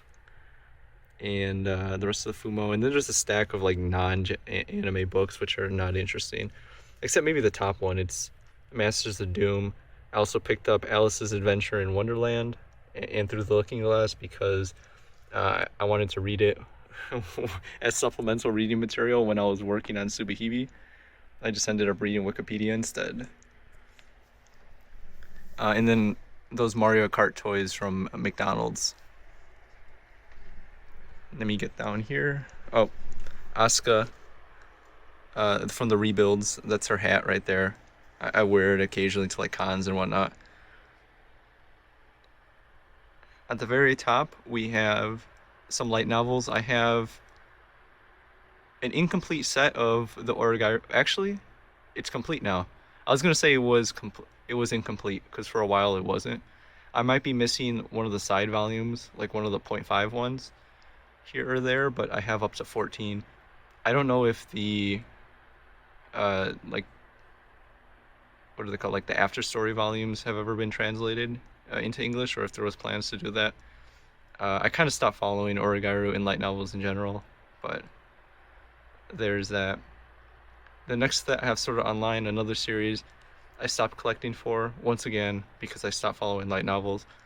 So I guess I should explain a little bit. So I was way more into LN when I was in university, because I had a lot more time, I guess. Kind of contradictory what most people might think, but I had a lot of time in uni. So I was reading a lot of light novels, and like I would read them at the library, read them in between classes and stuff. So I was like blasting through these like maybe two a week. So I was collecting a lot. But nowadays I don't really read as much anymore because I've shifted to other things because I don't have as much time. So I'm dedicating more time to the things that I actually care about. So obviously watching anime, but then also working on videos, working on blogging. And then the other remaining time is either going to be divided between like reading manga or like reading eroge. So right now it's eroge as opposed to light novels. That can always change, but right now preferences are set a certain way. And also, in the particular case of Sword Art Online, I stopped reading after Alicization because I think I caught up too far, and I don't like catching up to something and reading it as it's coming out because then it's like you're getting drip fed the material, and like I kind of forget what happens in between them, and I don't like that. So I have a couple of these Lego Speed Champion cars all throughout uh, my shelves, so I'll kind of explain them as I go to them. Some of them are dusty though, so try not to look at that too closely, please. That's an S15 right there. This was a mock built using the parts from the Supra. So I mean, if you want an S15, you can definitely do that there. I'm pretty sure I customized it too. It has a different, maybe it wasn't this one, but one of them I think I put a different exhaust on it. It might have been this one. I give it the dual tip exhaust, even though an S15 probably would be single exit. Um, uh, R34 from Fast and the Furious, and then this one is not a Speed Champions. It is uh, a building blocks that I bought off AliExpress because you know, using unofficial bricks are also pretty based, and that's the only way to get an Impreza WRX in Lego form, even though it doesn't say that. It's a Suabu. Please don't look at the dust, please. I don't dust. Last thing on the shelf, the Azumanga Daioh Annie mini DVD. You know, as one collects. Below here we have a couple of more Fumo. We have Kaguya and Raisin. More light novels. Index, Spice and Wolf. Utsuru no Hako to Zero no Maria, complete set. All of the Boogie Pop that's been translated into English, naturally. A couple of miscellaneous LN right there, like Toradora, Kaguro Project. I don't remember which that one is. Psycom, and then Death March. I honestly kind of forgot that those were there. I never read those. Book Girl as well. The Book Girl is a weird one. I picked it up out of curiosity because it wasn't like from one of the modern publishers like Yen Press or Seven Seas. It's from like a regular imprint or whatever. And then I have some Haruhi light novels, a general mix of some of the old books that were put out by, what was it, Little Brown, and then some of the new ones by Yen Press. I have yet to get to these, but those are a high priority for me just because I do want to see what Haruhi is like in light novel form. Actually, the first light novel I read was the first volume of Haruhi because I picked it up at a used bookstore. And I don't know if I liked it that much, but I want to get back into it just to kind of get perspective. And also to see what happens in Haruhi once the anime ends, regardless of how the adaptation might be. Got a couple more right here. This is one of the few, probably the only J Novel Club set that I have right here. It's my friend's little sister has it in for me. I always thought the cover illustrations look really hot on this one, so I picked it up. Haven't gotten around to it. Welcome to the NHK there. Got a couple of more of these Speed Champions. This is a Mustang Dark Horse and F40. On the bottom shelf, I have a very dusty RX-7. I don't know how this dust accumulates. Then again, I kind of do. And here I got a miscellaneous selection of manga. So, like, I have Boogie Pop Duel and Faust up there. That's Faust Volume 1. I never got around to Volume 2. That was an insane find, though, at a used bookstore. It's like an ex-library one, so it's not in amazing condition, but Faust is really cool. And that's, like, I think I probably mentioned it before in the previous video, but this is the only time Kara no Kyokai has been translated into English. It's only like the first chapter, I think, of Overlooking View, but the first chapter nevertheless. Because as it stands right now, at least the last time I checked, Kara no Kyokai has only been translated once, technically, in a very compromised form, like a fan fiction, sort of. And then the other one is an incomplete translation by Bakatsuki, I think. Then below that, Vampire Hunter D, Rosen Maiden, a couple of other ones like Soul Eater, Ava, and then also I put a couple of my omnibuses in here, like Prison School, 5 centimeters per second, Girlfriends, Strawberry Panic, some Morinaga Milk, Yuri stuff. I think that's her name. Kaguya-sama. All right, I have a bit of a history with Kaguya-sama, and I feel like I don't like it that much anymore, just because now that after the confession happened, I kind of completely lost interest in the series, and now I don't care about collecting it anymore. So maybe at some point I might get rid of it, but just for sentimental value, I'll hold on to it, because it did mean a lot to me when I was reading it weekly, and I caught up to it. So that was pretty cool. Zaregoto over there, it's a Nisio Isen one. Haven't gotten around to it just because I wasn't too much of a fan. Like, the general concept is vaguely interesting, but I watched the OVA and then I just never really cared for what Zaregoto was. And I also don't really care for Katanagatari either. I mean, I guess in terms of Nisio Isen stuff, Monogatari and maybe some of the other random stuff that they wrote for Faust. Another one I haven't gotten around to, The Isolator. This was a Kawahara Reki one.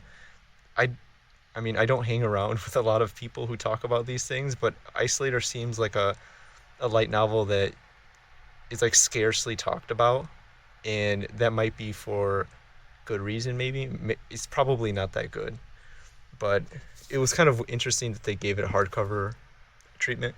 Satoshi Kon's Opus, Wolf's Rain, an interesting 2-volume adaptation of the show.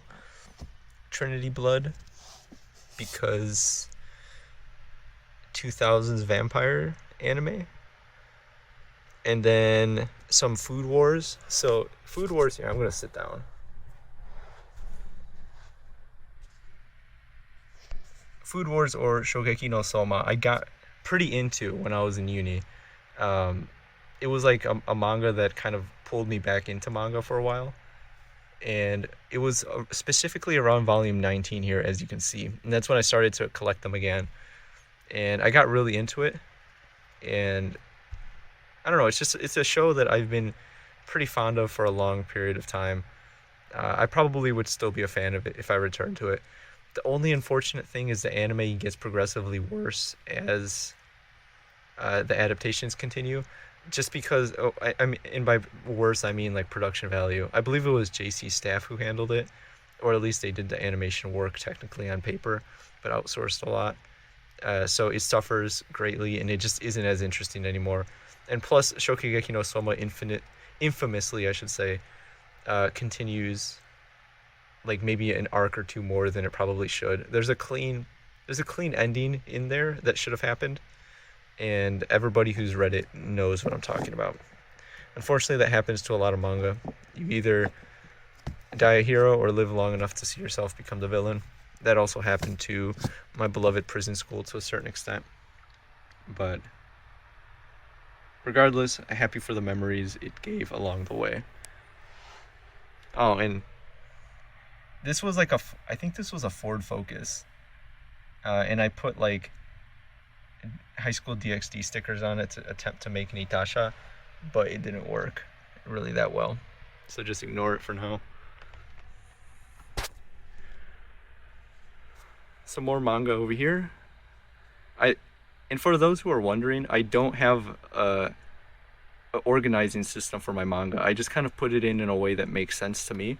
Sometimes I group things by like a particular feeling or like aesthetic of like the manga. For example, like on this shelf right here, light novel shelf makes sense. Over here, I have like an eclectic mix of some experimental manga. Like I have Faust and Rosen Maiden and like Ava right here. That kind of makes sense in my head. And then over here, I have like some other ones that might not necessarily be the same. You might see a little bit more of that on the some of these lower shelves here. But I mean, at least for me, it doesn't bother me if anything's alphabetically. Like if anything, having it alphabetically ordered would bother me more, just because it wouldn't make sense in my head. I know where everything is, and that's all that matters. At the top, we have over here volumes 1 through 6. 1 through 5, I should say. I saw the 5 and it looked like a 6. 1 was next to my bed, but I do have that volume, and that's of Sono Bisque Doll, or My Dress Up Darling. Bakuman, incomplete set here. That is a manga I'm very fond of, though. I think that was one of the first manga that like I read and made like it made sense to me in a. When I say it made sense, it's like I get why manga is so good. Because prior to that, in high school, my senpai had showed me JoJo, and I was not a fan of JoJo. I've never really been a fan of JoJo, and that was the first manga I read, and I still had a bit of trouble like wrapping my head around how to read the text, I guess, because I never really read comics either, so like I didn't know the flow of word bubbles, so I was like reading stuff like kind of like ass backwards, and I didn't really get it too much, and I was too embarrassed to ask otherwise, but I wasn't really compelled by the story to care, I guess. After that, I read Shingeki no Kyojin because everybody was reading that at the time, and I thought that was pretty decent, but I never really got too far in that manga. And then it wasn't until Bakuman that I started to truly get into manga, and then I started to read scanlations and whatnot online. Got Death Note right here. Death Note was an interesting one because like it's one of those really popular shows, and like under most conditions I probably wouldn't like it, but I have a soft spot for Death Note. I distinctly remember watching it on YouTube like literally during class in high school, and a couple of years ago I returned to read Death Note, at least I think up to volume 8. 8 is kind of where the the show infamously like continues on, I guess, and that's when L dies. But everything up until then was extremely compelling, and I was surprised on how much I still cared about Death Note. So it's like, you know, it's the anime in manga that everybody knows, but I think his popularity is well deserved. Yofukashi no Uta, volumes 1 to 13, and then 15 and 17 because I'm autistic. I will eventually go back and get volumes 14 and 16 at some point, but I picked up some of these later volumes at a anime convention, so they didn't have everything. The more I look at it, I think the worse the dust looks under the light, but let's just kind of ignore that for now. I promise I'll clean my shelves.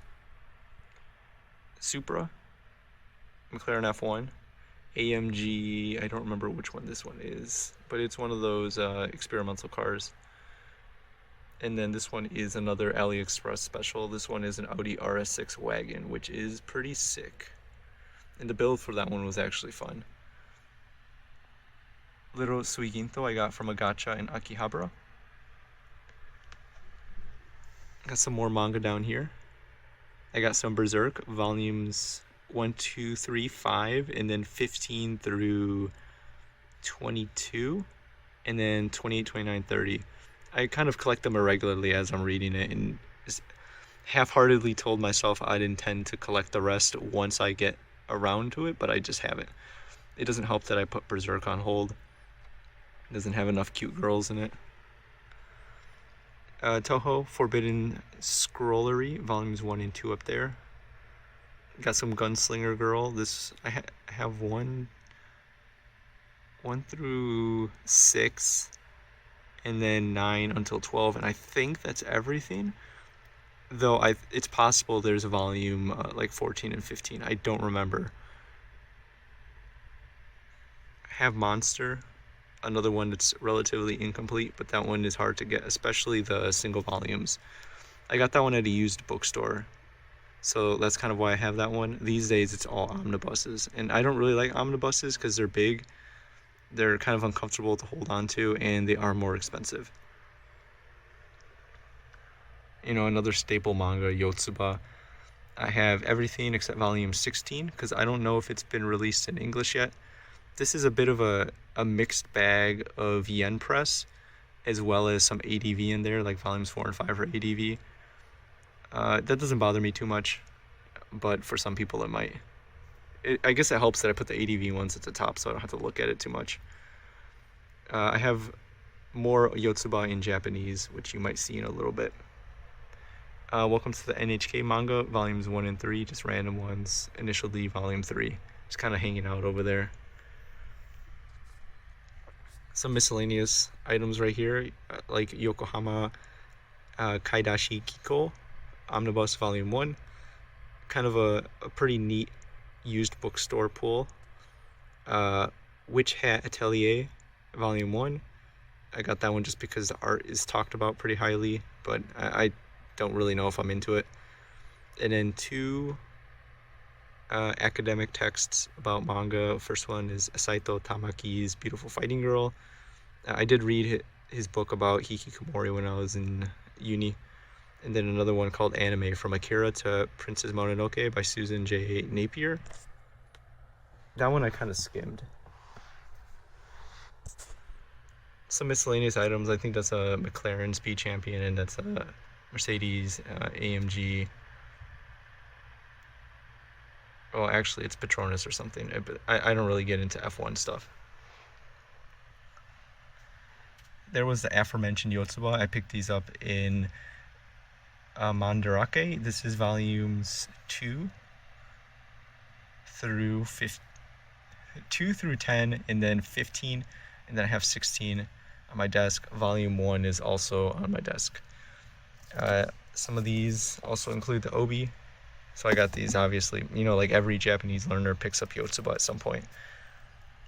Oh, and then I have some Kino down here. This is Chokado Girl 1-6, volumes 1 through 4. There's also another series related to Chokado Girl, and they had that one at Mandarake, but I unfortunately didn't pick it up. But it's like a spin-off or a sequel. For those who don't know, Chokado Girl is translated, well, not translated, but like it was brought over as Amazing Stranger, I think. So if you look that up, you might find subs for it. But this is like a short anime, and this was like the best series of like 2018 when it came out. It's like one of the most underrated otaku anime out there, so I highly recommend it, especially if you're into like figures and doujinshi and stuff. Some miscellaneous manga over here, and not as interesting or based. Petite Cosette, volumes 1 and 2. Pandora Hearts, Shingeki no Kyojin, Bleach, which I never got into, but I haven't gotten around to selling. Some random volumes over here. This is Kimagure Orange Road, which I'm honestly not a huge fan of at all. I think the anime for that is kind of terrible. Like, besides the fact that it does look pretty nice in a Blu-ray transfer, I can't stand it, and I ended up dropping it. So probably will sell that at some point. Another manga that I'm quite fond of in a similar sense to Kaguya-sama, it's Gotobu no Hanayome. I have volumes 1 through 9. Well, almost 1 through... Actually, there's something that's bothering me right here. Volume 3 should be over here. And I'm going to stick that out, because for some reason, for some ungodly reason, that's out of order. Maybe I was half asleep when I was organizing that. But the reason I say that it's in a similar sense to Kaguya-sama is that once the manga ended, I sort of lost a lot of interest in it, even though the anime still continued. That I sort of reached, I don't know, like this sense of completionism in my head that like the series kind of felt wrapped up to me, and then I lost interest in kind of continuing it or revisiting it, I guess. Full Moon o Sagashite. Some Kino right there. Really love that show. Really love the manga. To Love Ru, I have 2 volumes in Japanese, and I also have another Japanese volume of To Love Ru Darkness that I believe includes stickers because it's like the first volume and it's like a special edition. To Love Ru is peak. And speaking of which, more To Love Ru. To Love Ru omnibuses, taking me all the way up to volume 10. A sole volume of Darkness because I have to. And then an interesting manga I picked up during a Right Stuff sale a while back. I'm talking like 2018. You know, it doesn't seem that far, but at this point it has been like 7 years. But that one is Akihabara at Deep. I believe there's a live action version of that show out there. I haven't really gotten around to it, but I purchased it because it had Akihabara in the name, and it was like $1 per volume or something pretty crazy. So that's the manga shelf here. I'm gonna move on and talk about some of the other interesting things over here, including this pop stand of Hayate from Nanoha. I picked this one up from a Megami magazine. Star Twinkle Precure. I printed this right here. I actually like upscaled this with Waifu 2X like a couple times, and then I sent it to Vistaprint and got it printed out. For a while it was just taped up on my wall, but it kind of felt wrong that it wasn't there, so now I have it in one of these. You know, it's albeit kind of cheap, but it's a frame nevertheless. And also I gotta point this out while I'm here, but there are posters on the inside of here because it's not white space, but it's gotta be covered. This is kind of like a work in progress here, so don't look at it too closely. I got some miscellaneous items, like some safe for work Takagaki Kaede doujins, a clear file from Piromizu that was included in a set for the Happy coat that I got, and you'll see in a second. And then a Kaede towel. I haven't really figured out what to do here. Kind of just after I moved the AC in, I put this table here and I just threw a couple of items that had no other home. I also have the Hachiroku right there. A Gishiki art book that looks like an iPhone. And a random cassette player. And then here is one of my favorite sections of the room. This didn't look that good a while back, but now I put a lot of work into this and I got some stuff here. This is the Kaede Shrine, work in progress, but it's come a long way and it's only going to get better, trust me. So I have the Piromizu Happy coat here. That was like a group buy thing that I participated in and I ended up getting it. I have it displayed here. Kind of with whatchamacallit, like a curtain rod that I kind of have like haphazardly like, you know, placed right there on where the ceiling begins, and then a random hook over there. But when you look at it from afar, it doesn't look that bad. It actually looks pretty good. And then I have a, dare I say, bootleg Dakimakura right there. Like I said, I'm kind of mixed on getting bootleg Dakimakura specifically, because on the one hand, I do appreciate, you know, paying for the doujin goods. I do like Piromizu stuff a lot. But for me, it's hard to justify, especially paying like $100 or more, like 10k yen for a Dakimakura. I mean, getting a used one isn't out of the question, but I just really haven't delved too far into it. I think at some point I will end up getting official goods just because I like Piromizu stuff so much. Now here is down to the shrine proper, or at least the beginnings of a shrine. So I have a prize figure here, Kaede. I also have another, well, not another, but like an acrylic clear stand right there. And then I have the gift Fumo Takagaki Kaede, which I picked up that was brand new sealed at an American convention, like completely random, I guess, and it was an impulse buy. I think I overpaid a little bit for it, but at the same time, I've seen listings in Japan of used of these plushies, and the thing that usually goes first are the bottom of the shoes, because they're like this little plastic coating, I guess, and those tend to crack over time. Some more items over here. Got some doujinshi. These are all Piromizu stuff right there. I don't know if this one has a name, but actually it does. It is Maho Bean or Magical Bottle Volume 3. And then I think this one is My Cinderella Memories 2. And then there's another My Cinderella 2 right there. This one is a lot of the early work. This one is a mixture of work from like I would want to say around 2015. And it's not all Takagaki Kaede stuff, but she is on the cover and was a character that Hiromizu drew prominently. So there's a lot in there. And then this one is specifically Takagaki Kaede, except the last page. And then 2 of the pen lights. Alright, got a couple of things right here in front before I move on to talking about the rest of my CDs. Here is Koikaze, Takagaki Kaede song. Shikishi by Hiromizu, that also came with the Happy coat that is displayed over here. And then finally, something that doesn't look that special on the surface, but this is Idolmaster Namco Pro All-Stars Greatest Best.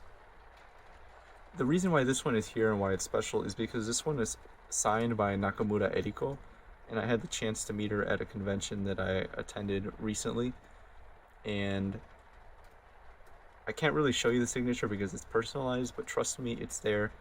The whole getting the autograph process was kind of a trip, let's say, but I managed to get it regardless, and I cherish this right here.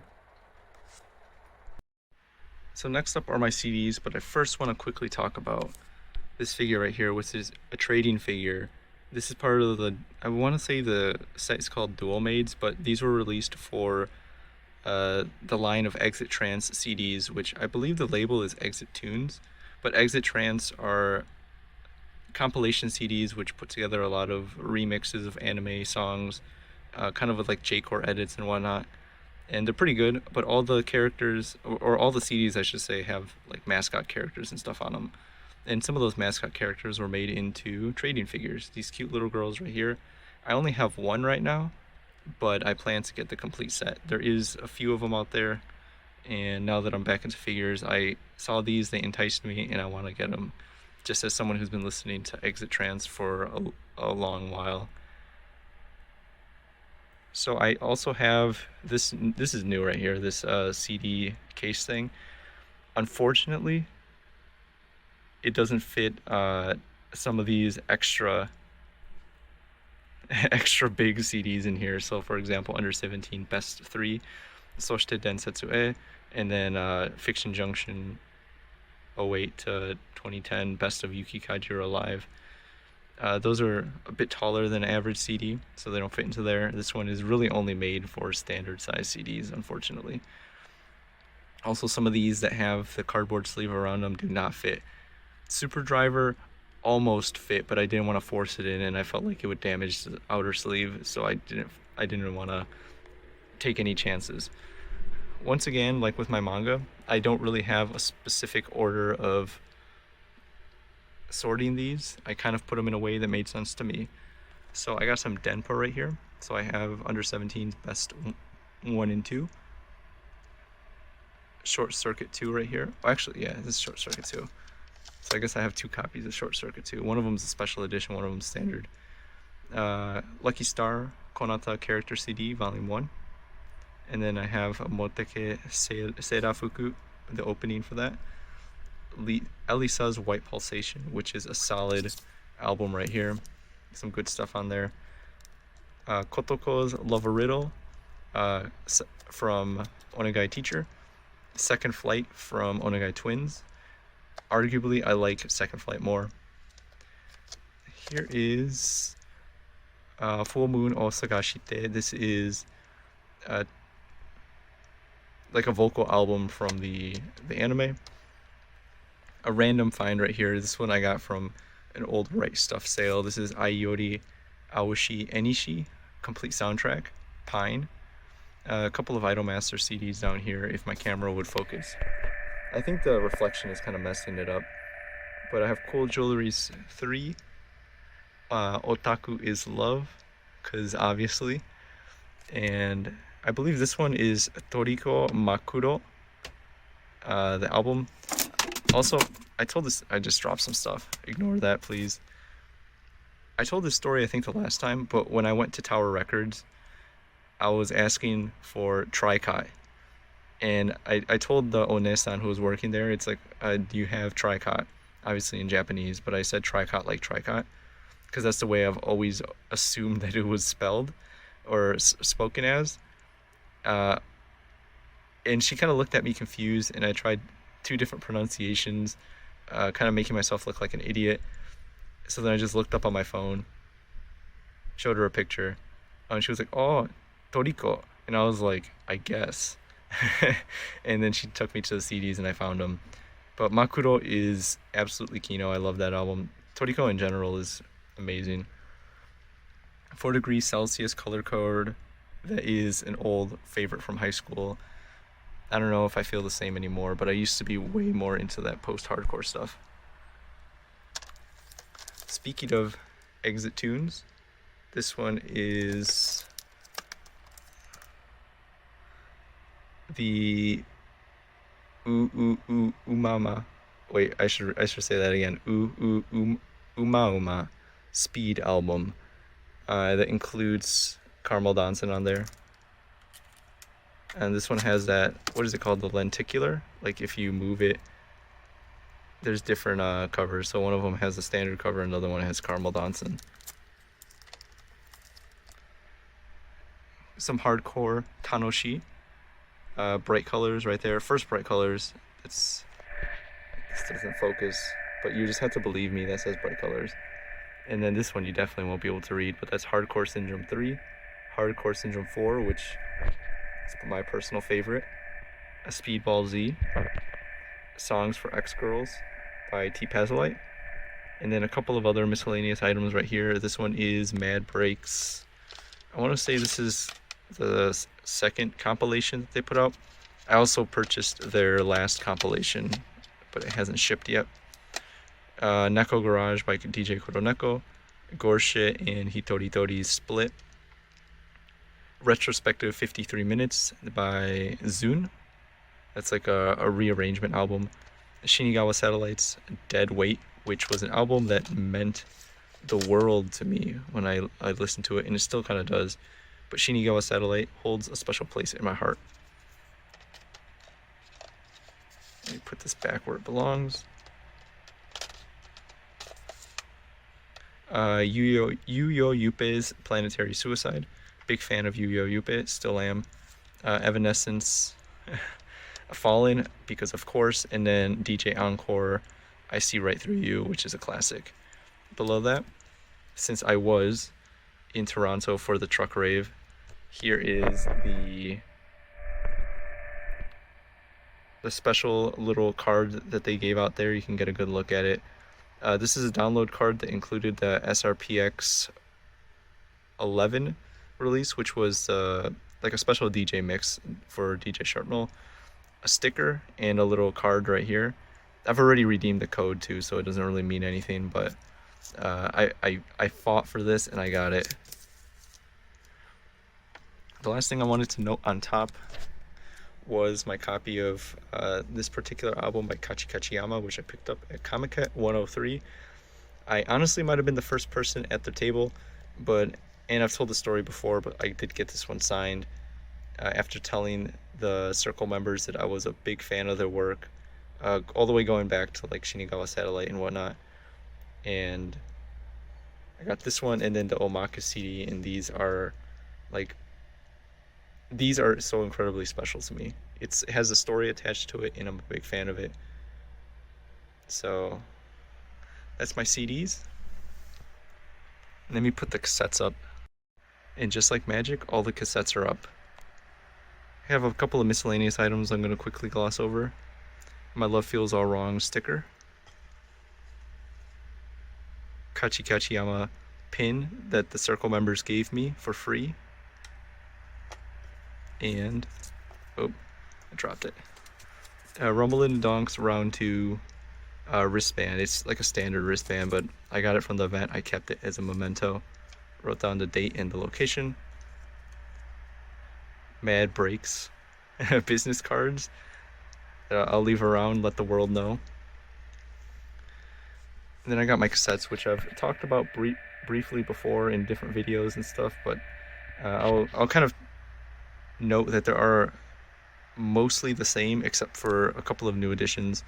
DJ Kuroneko's Street Glow, which came recently, Best of Gunslinger R, Goreshit, My Love Feels All Wrong, Dance Floor Degrader, and Blue Girl on a Sunday are new, I think. I'm not sure if Dance Floor Degrader was here when I did a video on it last time. But those are there for the collection.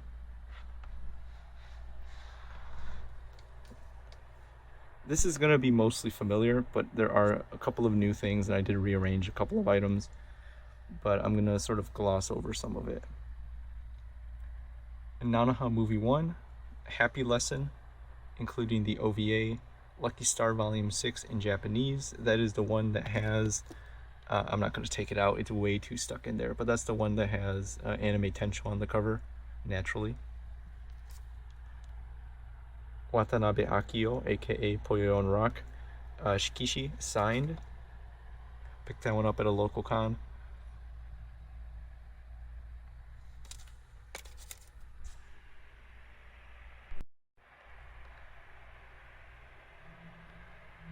A lot of this down here is going to be relatively familiar for some people, so I'm going to go over it at a relatively brisk pace, I guess, but I'm still going to try to touch on some of the interesting stuff. First of all, let's talk about this. This is a Watanabe Akio signed Shikishi. I picked this one up at a con I went to, and this right here I ended up fighting for. Like, I almost didn't get it. There's a whole story behind this, but I got it. I brought it home. Arigato popo. Got a couple of items here that are mildly interesting. Nanoha, the movie, volume 1. I'm not a huge fan of the Nanoha movie compilations, but I picked that one up because it was like dirt cheap and book off. Happy Lesson, not a huge fan of, but I got it because I like box sets.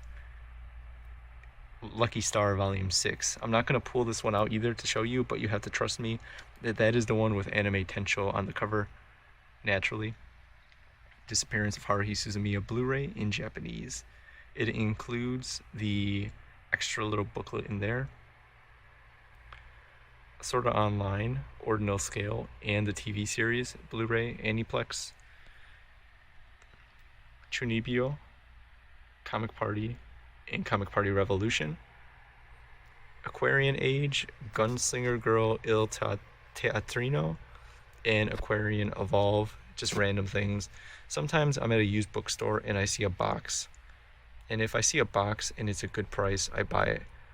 If it's in the clearance section, I'm already walking to the checkout counter with it. I don't care if it's good, I just want the anime box set. I'll get around to watching it eventually, but it's all about the big boxes. The Melancholy of Haruhi Suzumiya, Volume 2. I picked this one up, I forgot exactly why. I think it came with a bonus item that I was looking at.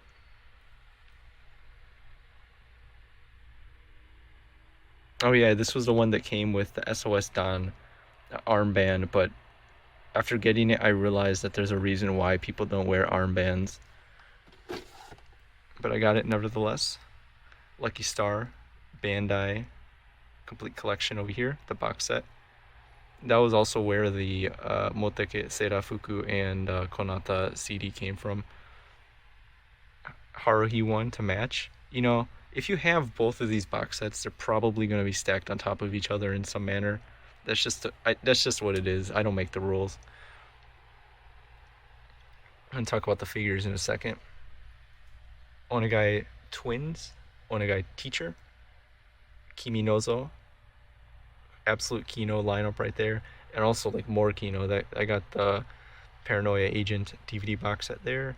Witch Hunter Robin, that isn't the complete box set, it's only the starter set, but I got it for a very specific reason, because it came with the Witch Hunter Robin t-shirt and the Witch Hunter Robin shot glass, which I thought was stupid but kind of cool. It's a novelty item. You'll see the shot glass in a couple of minutes maybe, but it's maybe not as exciting as you think. Idolmaster Master Movie, which was one of the first lives for Namco Pro, and I picked that one up because it's on DVD. Some Lucky Star prize figures here, and Homura. They're on top of this Da Capo mouse pad featuring, I think that's just Sakura on it. I believe this is Miyako from F. I don't always remember the characters' names from F, but I want to say that one's Miyako. Down here we got a couple of magazines. Random Megami magazine over here. From, I believe that's the Oregairu special one. And then this is, what is this? Oh, that's the Gurren Lagann like fan book or something. Some miscellaneous eroge adjacent items right here. This is Hourglass of Summer. This is the Hirameki anime play version right here. Haven't got around to messing with this one, but I always thought the anime plays, the anime play, like just as a concept, like these things being released were kind of cool. So I picked this one up when I saw one, just as a novelty item. And then of course, gift. PS, this one was the PlayStation 2 version, but I purchased this when I was making a video about Gift Eternal Rainbow. Well, not specifically about Gift Eternal Rainbow, but using it as a springboard to talk about Bishoujo game adaptations in my video, another Bishoujo game adaptation. My Hime, which I'm not a fan of, but it came in a fancy box and I got a good deal. Diamond Daydreams, Gunslinger Girl, Kino's Journey, and Macross. Macross Plus and Macross Delta are the only Macross properties that I actually care about.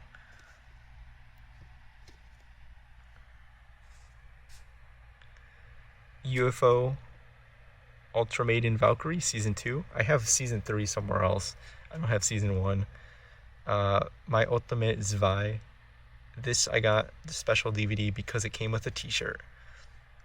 Because for a while, there was some anime DVD box sets, specifically by Bandai, where they would include t-shirts. And I always thought they were interesting novelties.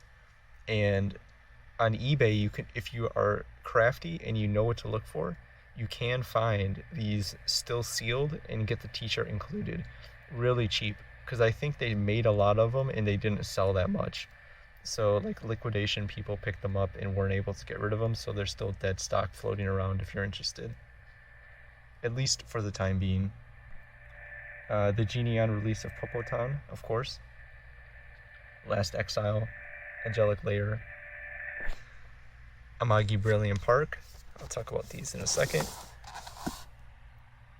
Millennium Actress. This one is, I want to say it's the UK one, or like Region 2. But this is like a special edition of it. I can't play it, unfortunately. But it's a nice collection, and it includes like a little booklet to flip through. Oh, who was this released by? I don't know. But it's a collector's edition. I don't immediately recognize the label, so I'm not too sure. I also have Perfect Blue, Princess Mononoke, Serial Experiments Lane, Spice and Wolf, and Steins Gate. Up there, Hack Sign, Boogie Pop wa Warawanai, and Death Note, the complete series. And then there's also Porco Rosso Steelbook. I don't personally like steelbooks that much, but they're easy things to ask for Christmas, honestly. Like, they just sell them on eBay, and I'll just ask for like anime movies or Ghibli movies that I'm kind of into, just to make it easier for my parents. Flip Flappers. This is a really cool box set, but I've talked about it a handful of times. But this is the one that comes with the production notes guide right here, which, I mean, if you're into Flip Flappers, I consider this like a must-have. Especially if you want to know more about the production. Here's a blind buy I picked up on one of the last Right Stuff sales that they did. Chance Pop Session. I don't remember what it's called in Japanese, but it looked really interesting. It was ADV and it was a box set. Kaleido Star below that. A random little Homura art print that I picked up at an artist alley. And that's about it. This is mainly dedicated to my DVD box sets. Things that I like to have as a centerpiece for my collection. And then really quickly I'll talk about, right here I have the adult Nanoha pop stand, also included in Megami magazine. I have the mascot of the room, upon which he's propped on Gundam Seed DVD box sets. Similar story to the My Ultimate Zwei. Gundam Seed was one of the series that received DVD box, well, not DVD box sets, but like special editions of the DVDs that included t-shirts, and one of the t-shirts is really cool. It says Gundam Seed. I don't really care for Gundam Seed, but you can get these really cheap, and if you want a cheap anime t-shirt to get, I think they're pretty cool. And I want to say the Bandai ones came in a t-shirt size large, which luckily I could fit into, because occasionally, like these DVD box sets, they would only give an XL. And for someone who's not that tall and is kind of skinny, you can't fit in XL. So it's like a futile task, I guess. But that's enough for this. We're going to circle and talk about the rest of my DVDs in a little bit. So now that we finished that section right there, the centerpiece, I'm going to talk about the last little bit right here. And it mainly consists of anime DVDs and Blu-rays, as well as some miscellaneous items over there like magazines. But we're going to start off on this shelf right here, starting at the very top. I got a lamp right behind me, so I'm going to try to stand out of the way of where the light is coming from, just so you can actually see stuff. So at the very top right here, I have some Star Twinkle Precure stickers, which I completely forgot I had until I was looking through some of my old boxes and stuff. And I saw like a card pack that I had originally bought back in the day when Star Twinkle Precure was still airing and they still had like those little omake items. I had that, and then the Henshin item, and I didn't know I had those stickers, so I just kind of threw them on top of there. And that, of course, is the Under 17 2003 live DVD from Club Kita. And I got this back when I was doing the Under 17 video alongside the Under 17 Best 1 through 3 CDs. This is the box that includes, well, of course, the live DVD, as well as a couple of extras, including like the towel and some stickers and whatnot. And I guess since I'm on the subject, Under 17 right there, this is the final live. First live tour final 2004, Soshite Densetsu. This is live at Yokohama Blitz on November 20th. And I did not have this DVD before, but I found it in the unlikely place of an American anime convention for like $10. So I saw that and I purchased it. Because I don't know, for some reason in my head, I always like confused these two right here. Like I had rips of this and I had seen it before. And then I also had this one and I had seen it before as well. But like I always, for some reason, like I confused the two, even though it should have been a really obvious thing. Just in my head, delineating both of them and untangling them was kind of weird. But anyways, Moe Manifesto, kind of like, you have to have it, I guess. This right here is a little Kagami / Lucky Star fan book that was included. I think it was for a PS2 game. I just have the book. Nanoha figure. Lego bonsai tree. Proof that I have a lot of Nijigen Cospa in it, as well as regular Cospa. These are the tags. I'm kind of weird about like keeping these things. It's like if I grab one of them randomly, it'll tell you like the size. It's not going to want to focus, is it? So this is a size M tag. I don't know which one this one was from though. But I guess if you looked up this is Kamineko full graphic t-shirt. It says right there. I didn't know if it actually said the name of the shirt or it just said like the product number in their catalog or whatever. But Nijigen Cospa, am a collector of that, regular Cospa. To Love Ruler keychain thing. Here is the aforementioned Witch Hunter Robin shot glass, which I used by putting monster in it, it's not going to want to focus, is it? But it's like, it's a shot class and it says Witch Hunter Robin on it. It's like really basic, but I think it's kind of hilarious. I got some Boogie Pop light novels over here, all in Japanese. I made a spreadsheet for myself of like which volumes I have as opposed to which ones I don't. And I have a decent selection, but I am missing a lot. But I think I have one of the later volumes on there, but I'm just going to kind of show along the spines so you can get an idea.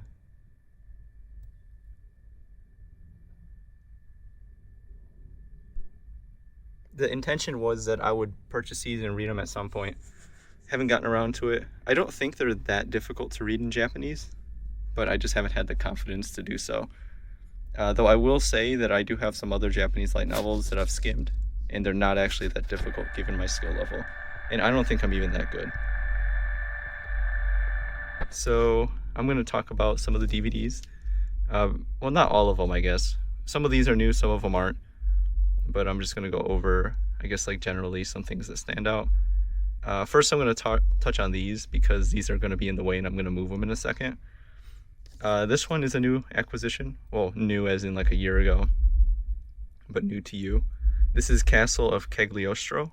This is the 40th anniversary collector's edition, 4K Ultra HD. I'm still not sure how I feel about Ultra HD transfers. Or like 4K anime movies in general, just because sometimes I feel like they're not using the best master possible, or like if the movie was even created in that high of a resolution. But in some cases, like Cagliostro, where it was produced in analog primarily first, or almost exclusively in analog, I mean, it's lossless scaling, so I mean, they can make a 4K transfer probably. But again, I'm not an expert. It's just what I initially feel. But I got this because I have the aforementioned LG C3 OLED TV, which does support HDR. However, I don't have an HDR Blu-ray player, and I don't want to buy like a PS5 just for that because I really don't play video games anymore. Then we got some other ones, Wolf's Rain, The Big O. I'm a big fan of The Big O, actually. That's like one of the shows that, like, if I tell someone I'm a fan of, they might not initially think that, but I'm pretty big into this one. I've seen it twice. Gunbuster on Blu-ray. This one was kind of a steal, I think. I picked this one up at an American Con, and the price was much lower than it probably should have. I think it was like $30. Mushishi Save DVD. Appleseed, Metropolis, another one that I'm kind of fond of, at least from aesthetic alone. I like these like retro revival shows that were made a lot in the 90s. I think The Big O would technically kind of be considered that because it's like a super robot show where the designs are intentionally made to look kind of old school.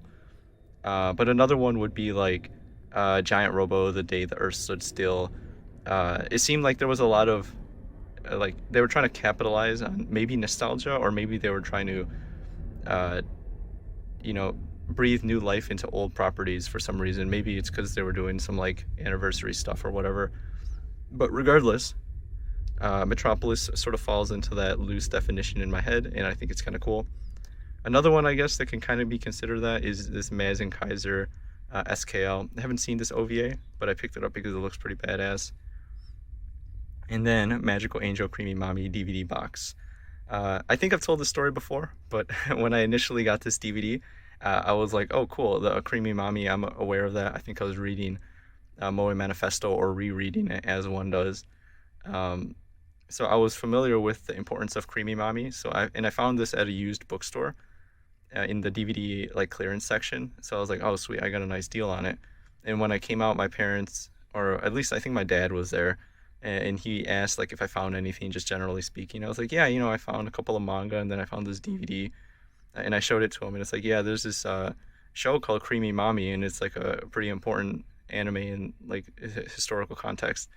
And it didn't occur to me afterwards that like to a normal person, like Creamy Mommy sounds kind of weird, and he probably thought I bought hentai or something.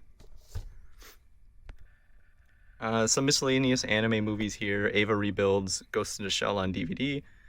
Perfect Blue on DVD as well. That was one of the first anime movies I purchased. End of Evangelion on DVD. I got that one because it includes the poster, but I don't have the poster up. I'm just kind of like that, I guess. The Vampire Hunter D Bloodlust, My Neighbor Totoro, some other Ghibli ones like Mononoke Hime, Spirited Away, Perfect Blue, the G Kids Blu-ray, not the 4K version. Paprika, this was the Funimation one, I want to say. No, actually, Sony Pictures Classics one. Koe no Katachi, Akira, and then Ghost in the Shell. This is another one that I'm pretty sure that didn't have a good Ultra HD transfer. It's still... Oh, I just dropped Kuroneko. Luckily, she's just a prize figure. I mean, not that I don't care about her because she's a prize figure, but I'm not too worried about damaging her, I guess. Ultra HD, Ghost in the Shell. I think when this one came out, there was some controversy about it, but for Black Friday, I think it was like in 2021 or something like that, this was on sale for like $7 at Best Buy, so I picked it up. I'm like, maybe it's bad, but like for $7, I can take that. Pet Labor 2 and a random Naruto movie. Kiki's Delivery Service, Laughing Man. That's the movie adaptation, I want to say. And then Ghost in the Shell Standalone Complex, the complete collection on Blu-ray. That one went on sale on Amazon, and like sometimes Amazon sends like stupid notifications about stuff I don't care about, but this one, it was like, hey, you want to buy this DVD for like $15 or something, or Blu-ray I should say, and I immediately purchased it. Amagami and Amagami SS, or Amagami SS and Amagami SS Plus Sentai Blu-ray. Shirobako Complete Collection, Hidamari Sketch Complete Collection, except the Sotsugyo OVA, I want to say. They later released that on a separate Blu-ray, but I haven't gotten around to buying it, just because I haven't really purchased anything from Sentai recently. Complete series of Nanan Biori, except the, I want to say the summer movie. So it's not necessarily complete. They do this all the time. Like, they release a box set and it's not necessarily complete. Yu Yu Shiki Blu-ray, Kino, Hyoka, Clannad, Taisho Baseball Girls, Affatale of Memories and Melodies, complete collection. And below that, I have Affatale of Melodies just by itself. The reason I have both is because in a previous sale, Affatale of Memories, or Affatale of Melodies, I should say, was exceptionally cheap. I want to say it was even from a Right Stuff sale. And it was probably under like $10 or closer to $5, given my budgets back in the day. So I got that one, and then after the fact, I picked up the complete collection because it was like $14. So I have a duplicate, but I don't really care because I'm a big fan of F. Let me move this guy out of the way.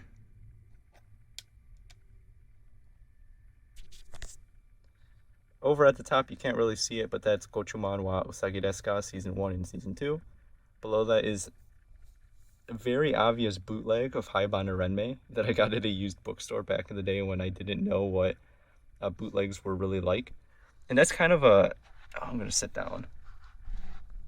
That's a complaint I have. Well, not a complaint, but maybe like a pet peeve. That whenever you look on eBay and stuff and you search for like name of show, anime DVD or something, or anime blue, I think it's more common with DVDs, but you'll see some really obvious bootlegs. And the way to tell, I guess, not like a hard and fast rule, but like if they're not in like a standard DVD case, they're like in one of those little fold out things, it's kind of a red flag. And then also like if you flip on the back and it, I don't know, just like if you look at the layout of it, they look kind of obvious and it's fake. So I only purchase things that I know are real. Now I'm much more aware of like what that is and how to tell, but back in the day I wasn't too cognizant of it. And there's another bootleg a little bit later that you'll see. Below that, Love Lab, Hokago no Pleiades, I want to say. I don't remember how to pronounce that, but that's the show that was sponsored by Subaru, the car maker. And it's kind of funny, like just the whole concept of it, but it's actually kind of cool, I think. I mean, it's not the best show in the world, but the novelty of it is really cool.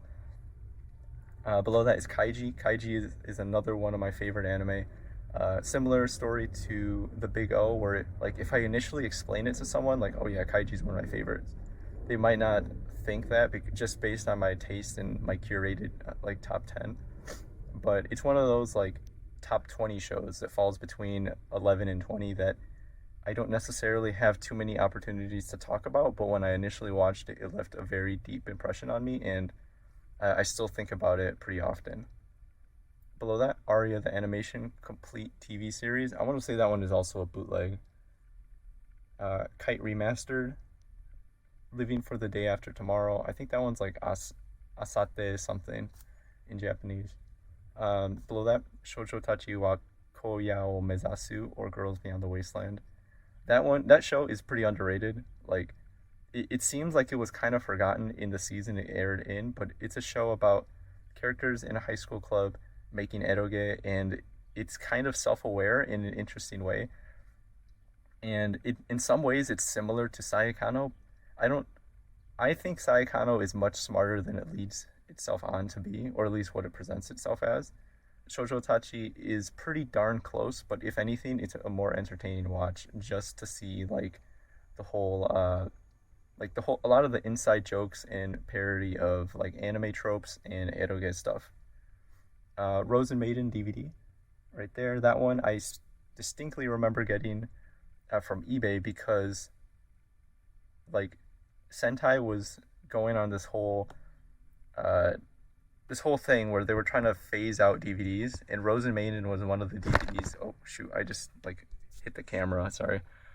And Rosen Maiden was one of the DVDs that they discontinued, unfortunately. And they did that before I had a chance to purchase it, and I was really mad at them, and I held it against them for so many years. I probably still haven't forgiven them. So much so that I eventually wrote a blog that was titled something like How We Almost Forgot Rosen Maiden, which kind of details the licensing history of Rosen Maiden and like its importance and whatnot. But for a while, it was in licensing hell, and you weren't able to purchase it directly from Sentai, despite them having the rights to do so, and that always bothered me. Especially like, you know, if they have the rights and they're just kind of sitting on it, and it's only on streaming, because you never know if they're just gonna be complacent and leave it only on streaming. Because as someone who doesn't stream anime and I only buy it or torrent it, that it doesn't seem like an adequate replacement for a home video release. So I got the DVD on eBay from just a random seller, and then a couple years later, well, maybe not a couple, I think it was like last year, they released the Rosen Maiden Blu-ray, which I'm still kind of mixed on, just because generally speaking, Blu-ray releases of anime that were originally released in standard def never sits right with me. The only reason why I got Kaiji is because I think this is the only way to really get it that way, but otherwise, like, standard def Blu-rays is like the most stupid thing in the world. And it's one of those autistic things that's only going to bother me. Below which is another copy of Clannad. This one is just the DVD. Canon 2006 specifically. Then I have a couple of random other ones. I have a Death Note DVD 1 that I picked up at a clearance section, like really early on into my anime collecting career, and I didn't realize that this was the bad way to go about collecting these DVDs.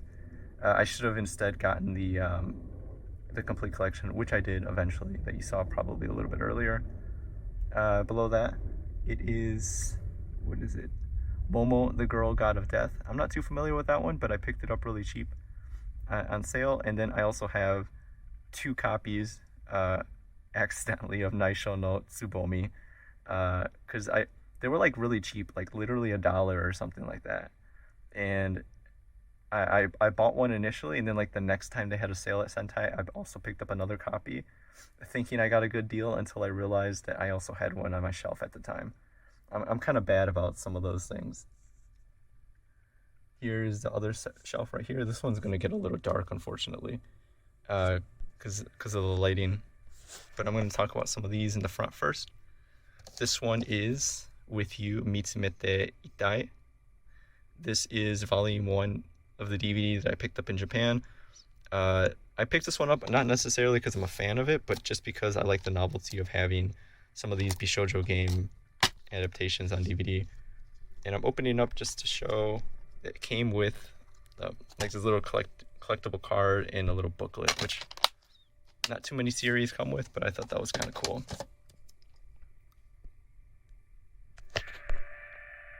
Then we got a couple of other ones: Glass Slip, Gun Parade March, Yosuga no Sora, aka Kino, right below that. Kind of poetically, it is Akisora, Koe de Oshigoto. And then there was the other seasons 3 and season 4 of UFO Ultra Maiden Valkyrie, Love Hina Christmas Special, Disappearance of Haruhi, and The Melancholy of Haruhi Suzumiya.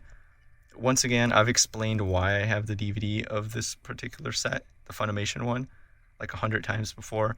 But just really briefly, the Haruhi Suzumiya was originally aired in 2006 in standard def. Later, it got the 2009 series, which also included the Endless 8, and that one I think was at least 720p. But the point is that like later on they released Blu-ray transfers, and I always thought the Blu-ray transfers look god awful. So in my opinion, the best way to watch Haruhi Suzumiya is still in DVD. So find DVD rips of that, because the Blu-ray ones just look kind of blurry because they upscaled it kind of bad. Gadanar, I think that's how you pronounce it. 2 random copies of those volumes right there. Pet Shop of Horrors, Battle Programmer, Shirase, and then a complete collection for Selector Infected with Costs, which I've had for literally like 10 years. Well, maybe not 10 years, but I've had this for forever, and I just haven't gotten around to watching it. In here, we have Genshiken 2, and we also have Genshiken 2 right there. And the reason why, this was one of those that was included in the DVD boxes that I purchased, so that's why I have multiple. I have enough Genshiken 2s to last me a lifetime. And then we have Two Heart 2, which was released by Made in Japan. This release in particular was kind of shit. Like the translation at some parts is kind of bad, and then overall it's not really that great of a release, but you know, it's still Two Heart 2, so I have to get it. And then below that I have Two Heart volumes 1 through 4 of the DVD. This one was an interesting one. It was put out by Right Stuff when they were still distributing anime DVDs. Unfortunately, I don't have the box yet, but I do want to get the box at some point. I did tease the idea of getting the Japanese box and putting these in there, but I just haven't gotten around to doing that. Nadia, right there. I think I have almost all the series except volumes 1 and 2, unfortunately. Kami no Mizo Shiru Sekai, Nurse Witch Kumugi-chan DVD, Handmade May, 2 classic like otaku OVA right there. And then we have the classic otaku OVA, Otaku no Video. At some point I do want to get the Blu-ray for that one, but I just haven't gotten around to it, I guess. Because like I said, I haven't really collected too many Blu-rays recently, mainly just because I've been collecting a couple of other things, but that's on the short list, I guess, when I eventually do get back to that. Then we have Genshiken, not necessarily a box set, but it's the little like paper one. This is Anime Works 1 and Genshiken 2 box set. If you're wondering where volume 1 is, it's on my PS2 right now. That's the video that I was playing on the CRT. Speed Racer, a random Precure little like special DVD. This was like Smile Precure, I want to say. So this is like really for kids. It's got the people in the costumes and stuff. But I saw that one at a used bookstore, and I was like, what the hell is this doing in North America? So I bought it out of curiosity. AKB, I think it's AKB 0048. I haven't gotten around to watching that one. It's kind of strange. I'm not a huge fan of AKB 48 or Idols really anymore. But I mean, it seemed pretty similar, at least similar in tone or concept, or maybe I'm just kind of off the mark. But it seems similar to like Idolmaster Xenoglossia, which was kind of weird and not very good, but a curiosity of that era. Hidamari Sketch, the first season on DVD that I purchased before getting the complete Blu-ray collection. The complete first season of Hayate no Gotoku. Kujibiki Unbalance, naturally next to Genshiken, like it could not exist anywhere else. Origairu Season 1 and Season 2. Sentimental Journey, Dokusatsu Bokusatsu Tenshi Dokuro-chan, Kare wa Watashi no Goshujin-sama, Amagami SS Season 1 only on DVD that once again I purchased before getting the Blu-rays. So I double dipped on a couple of things, but I only double dip on my favorites. So that's how I roll. NHK ni Yokoso Kokoro Connect. NHK ni Yokoso is the save edition, by the way. I don't have the box set because I'm pretty sure it's really expensive. Myself, Yourself, the DVD put out by, this is another made in Japan one, but that one is one that I'm quite fond of and I've talked about kind of extensively in the past. I just kind of threw him back there. You're not really going to be able to see too much over here, but these are a varying level of qualities in terms of being interesting. Like at the very top, Crests of the Stars, I really don't care about it, but I got those because they were in the clearance bin, and like $1 anime DVDs are too hard to pass up. Then I have Technolize. I only have 4 volumes of that one. Not the complete set, but enough of it, I guess. Blast Rater, which is kind of a weird show that I didn't like, but I picked that one up because I got a really good deal on eBay. Petite Cosette there, and that's the one that the Genie on DVD that came with the poster that I had above. Well, I guess behind me. Puni Puni Poemi, Winter Garden, and then DG Share, the TV series, the original one from 1999, alongside the specials on DVD. Code Geass, just volumes 1 and 2 randomly. Those were, again, similar story to Death Note. Like, I picked those up before I really had a handle on anime collection, and I would just pick up whatever I saw that kind of called out to me at used bookstores and, like, thrift stores and whatnot. Ouran High School Host Club. So that show I don't care about at all. However, I have a fond memory of watching this one during the Labor Day weekend, my first year at university, because that weekend my roommate, like, he just left. He went home, and he didn't tell me because we didn't really have a good relationship. Well, not a good relationship, but like we just really didn't talk because of obvious reasons. Like, I'm me, and I'm super antisocial when it comes to that kind of stuff. But he just kind of went home. He might have texted me about it. I don't remember. But I just distinctly remember being at university during Labor Day weekend, and this was the first time I was there on a weekend where the school closed and the dining center had closed. So I didn't realize this until Saturday morning when I woke up at like 10 or 11. I just rolled out of bed, walked downstairs with my pajama pants, and like the dining center was locked and no one was around. So I went to the vending machine and I got like a Pop-Tart and some water and a soda for later. And I was like, well, I can eat a Pop-Tart right now, but I got to figure out what to eat later. Luckily, at one of the other buildings, they had like a Subway or something. So I walked over there, got a Subway, ate it, and I watched like Ouran High School Host Club. Kind of not really liking it, but I had a good experience, like just hanging out that weekend alone, which was pretty kino. Cowboy Bebop, the DVD, below which, of course, is Samurai Champloo, which I want to say is a bootleg DVD, but stay over here, Tails. But I don't have too strong of opinions on Samurai Champloo other than the fact that the OST is pretty good. Other than that, I'm not a fan of it. Below that is, I forgot what the name in Japanese, but it's Samurai X Trust and Betrayal. And then I have, which one is this? It's Nanaka. I don't remember that show. I've seen this OVA and it's kind of bad. It's like a 6-episode OVA. But I can't tell because I don't have any light over here. Let's see if I flash the light. Amazing Nurse Nanaka. All right, sorry about your eyes. Hopefully no one like had their eyes burn out there. And then lastly, Yokoso Piakara e Yokoso 2 DX DVD. And then at the bottom, we got a couple of more items here. Got some otaku manga. This one is Pretty Maniacs, which is the unknown sequel. Well, I say unknown because no one cared about Maniac Road to begin with, but for some reason they made like a sequel manga called Maniac Road, or Pretty Maniacs, I should say. which features the sister of the main character, not kind of like the main character in Maniac Road, called Takezo.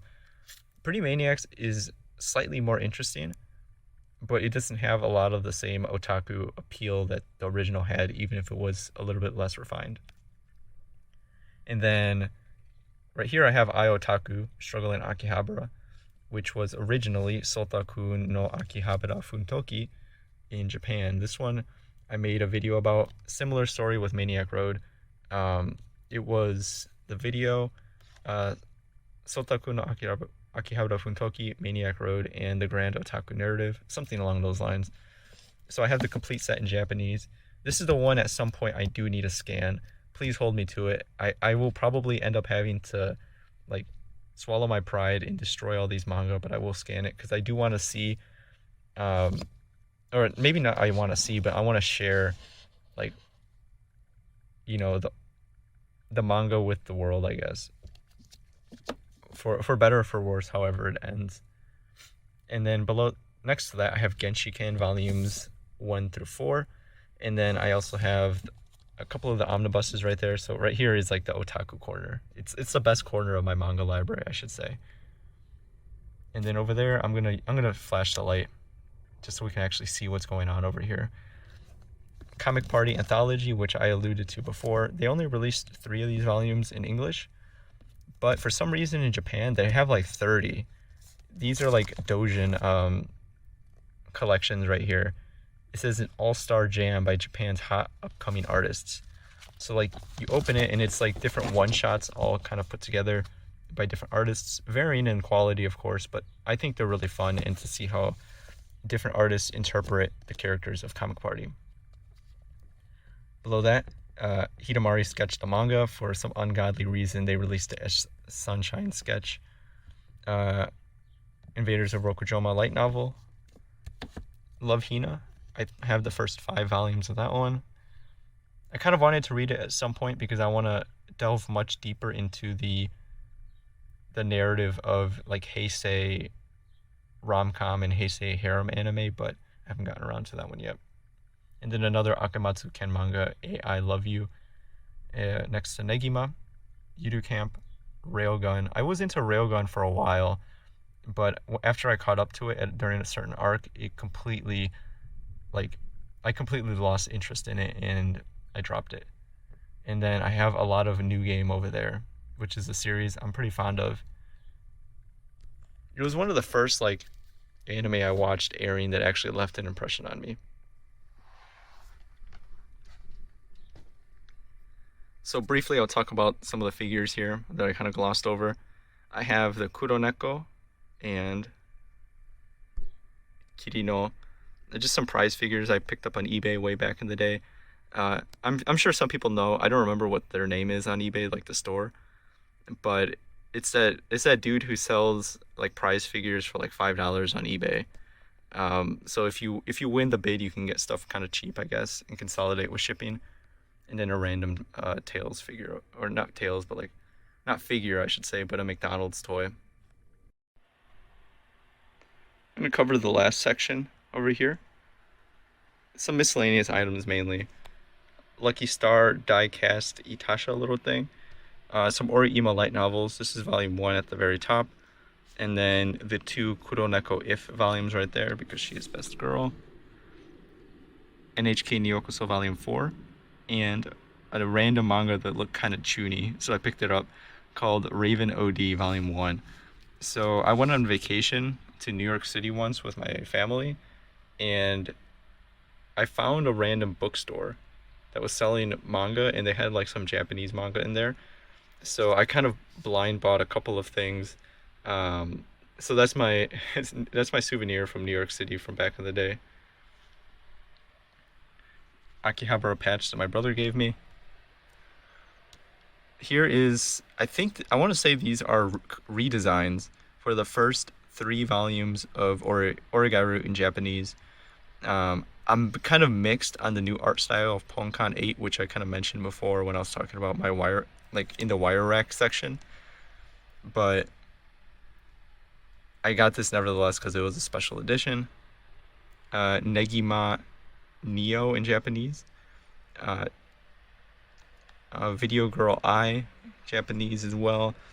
Aku no Hana Volume 8, and then Prison School Volume 18, which was at least one of my favorites back in the day.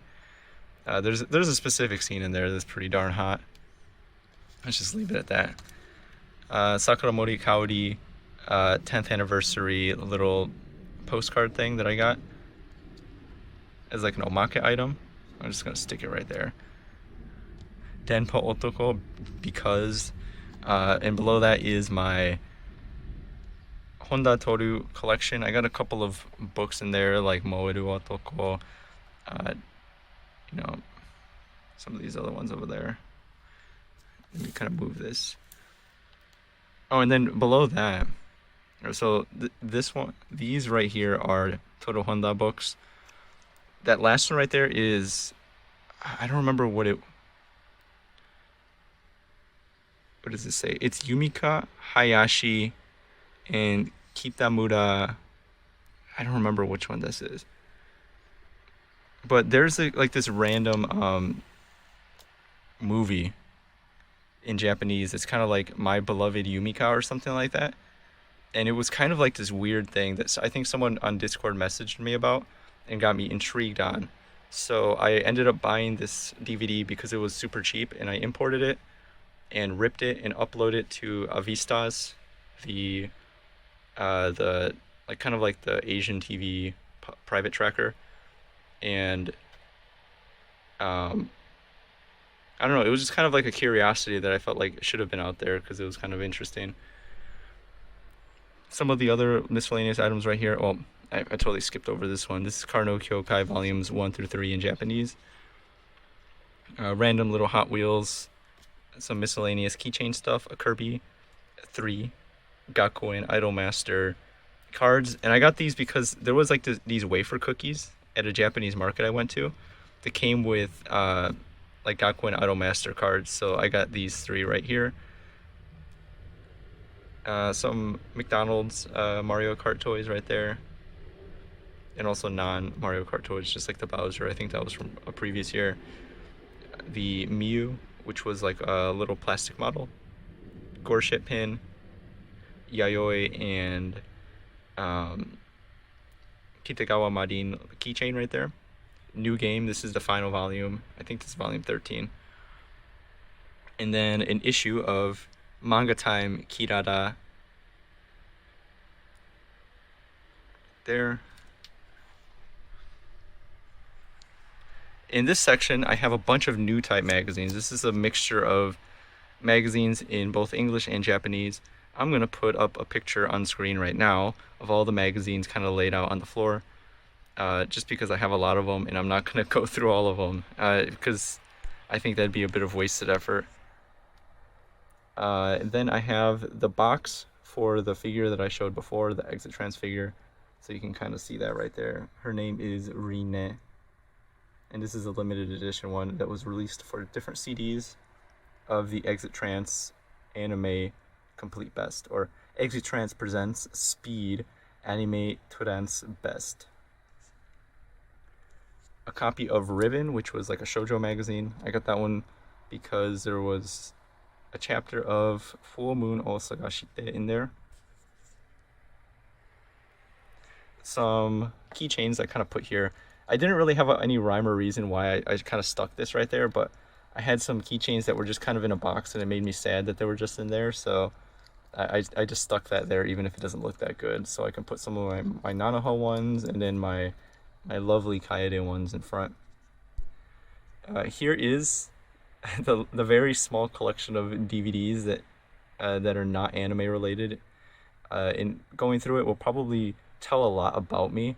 I have Resident Evil, well actually, let's go up a little bit. 2 UMD videos, Ghosts in the Shell, and Resident Evil Apocalypse. I also own Resident Evil Apocalypse on DVD because the movie is actually, unironically, pretty darn fun. Then I have the first Resident Evil movie. Actually, let me make a quick note. So I have Ghosts in the Shell on DVD, Blu-ray, and UMD. UMD was a short-lived media format for the PlayStation Portable. It was a proprietary media format, but it was interesting, and I wrote a blog about it.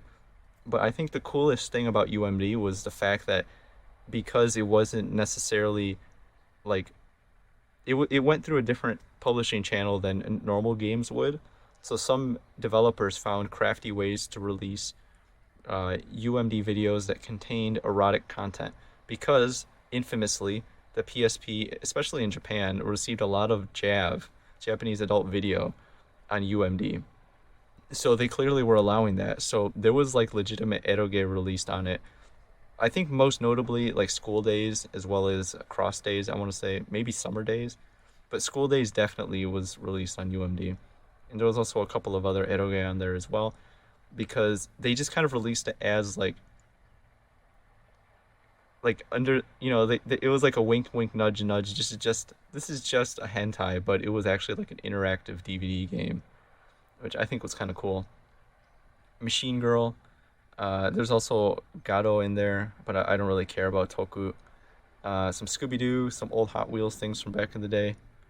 Scott Pilgrim vs. the World, Battle Royale, Narnia, Requiem for a Dream, and Inception. And then let me move Yoshi temporarily.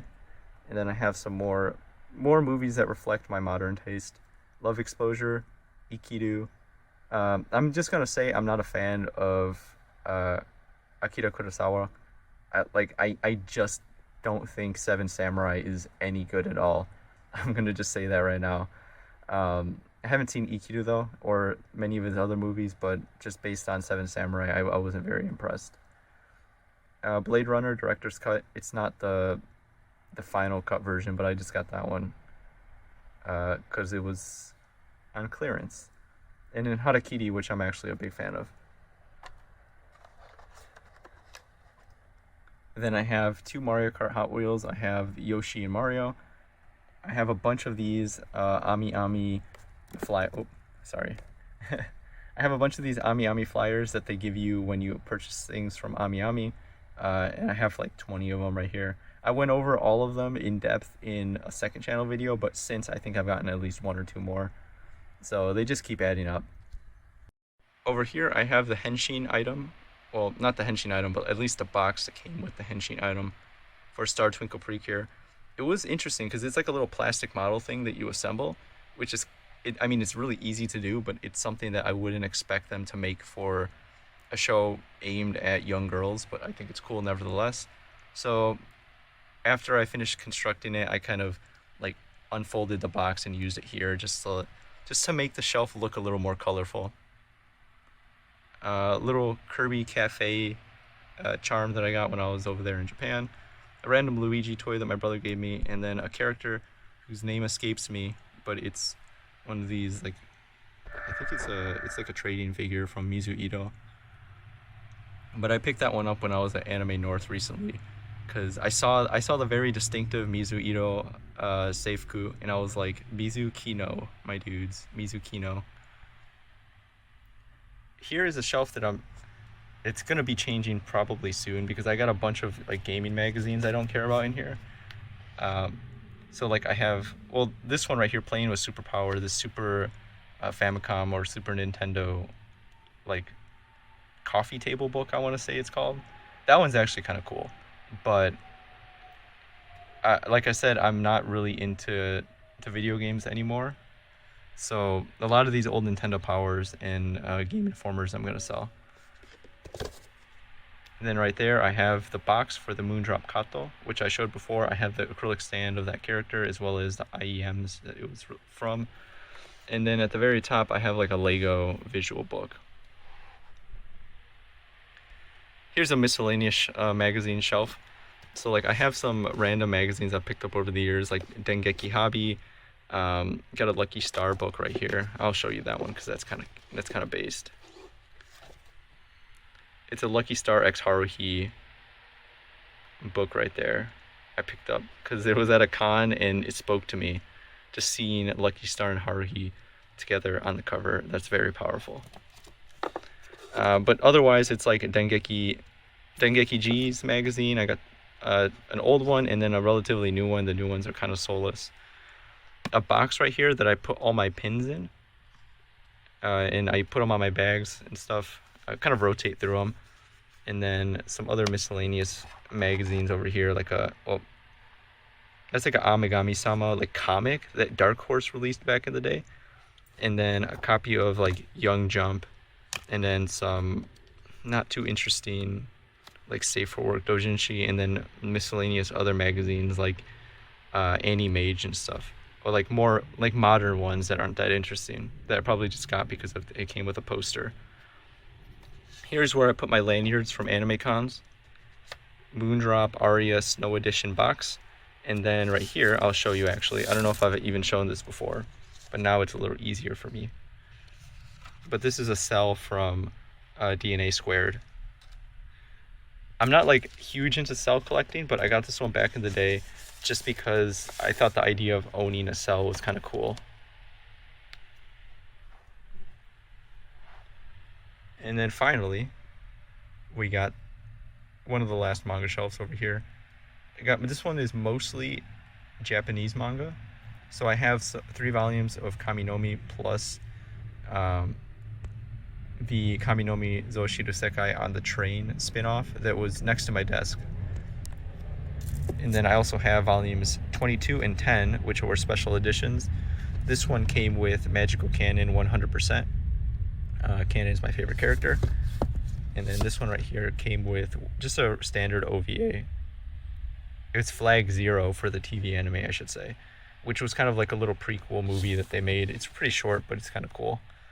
And these were like stupid cheap in Mandarake in Japan.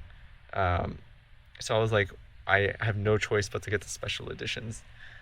Genshiken, the complete original run of the first generation, so to speak, of Genshiken, volumes 1 through 7.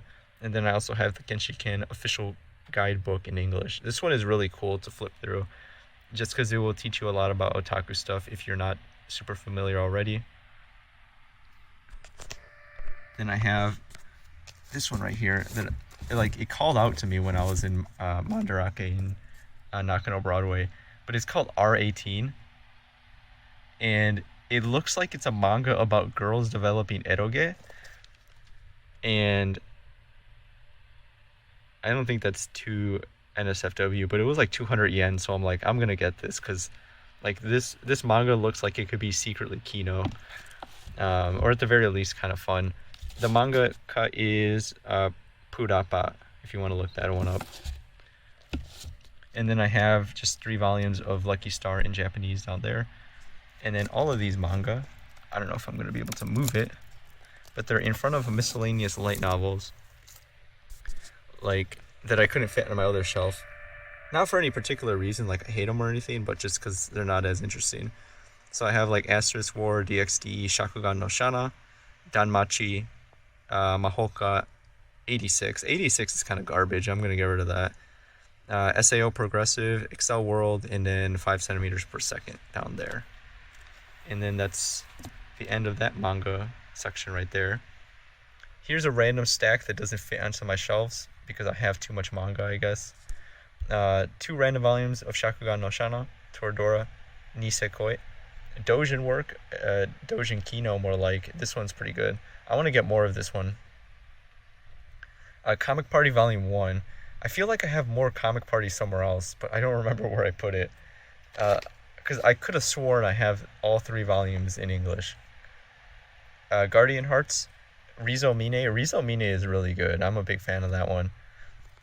Girl on the Shore, which is a Asano Inio manga alongside Downfall and Soul Ending.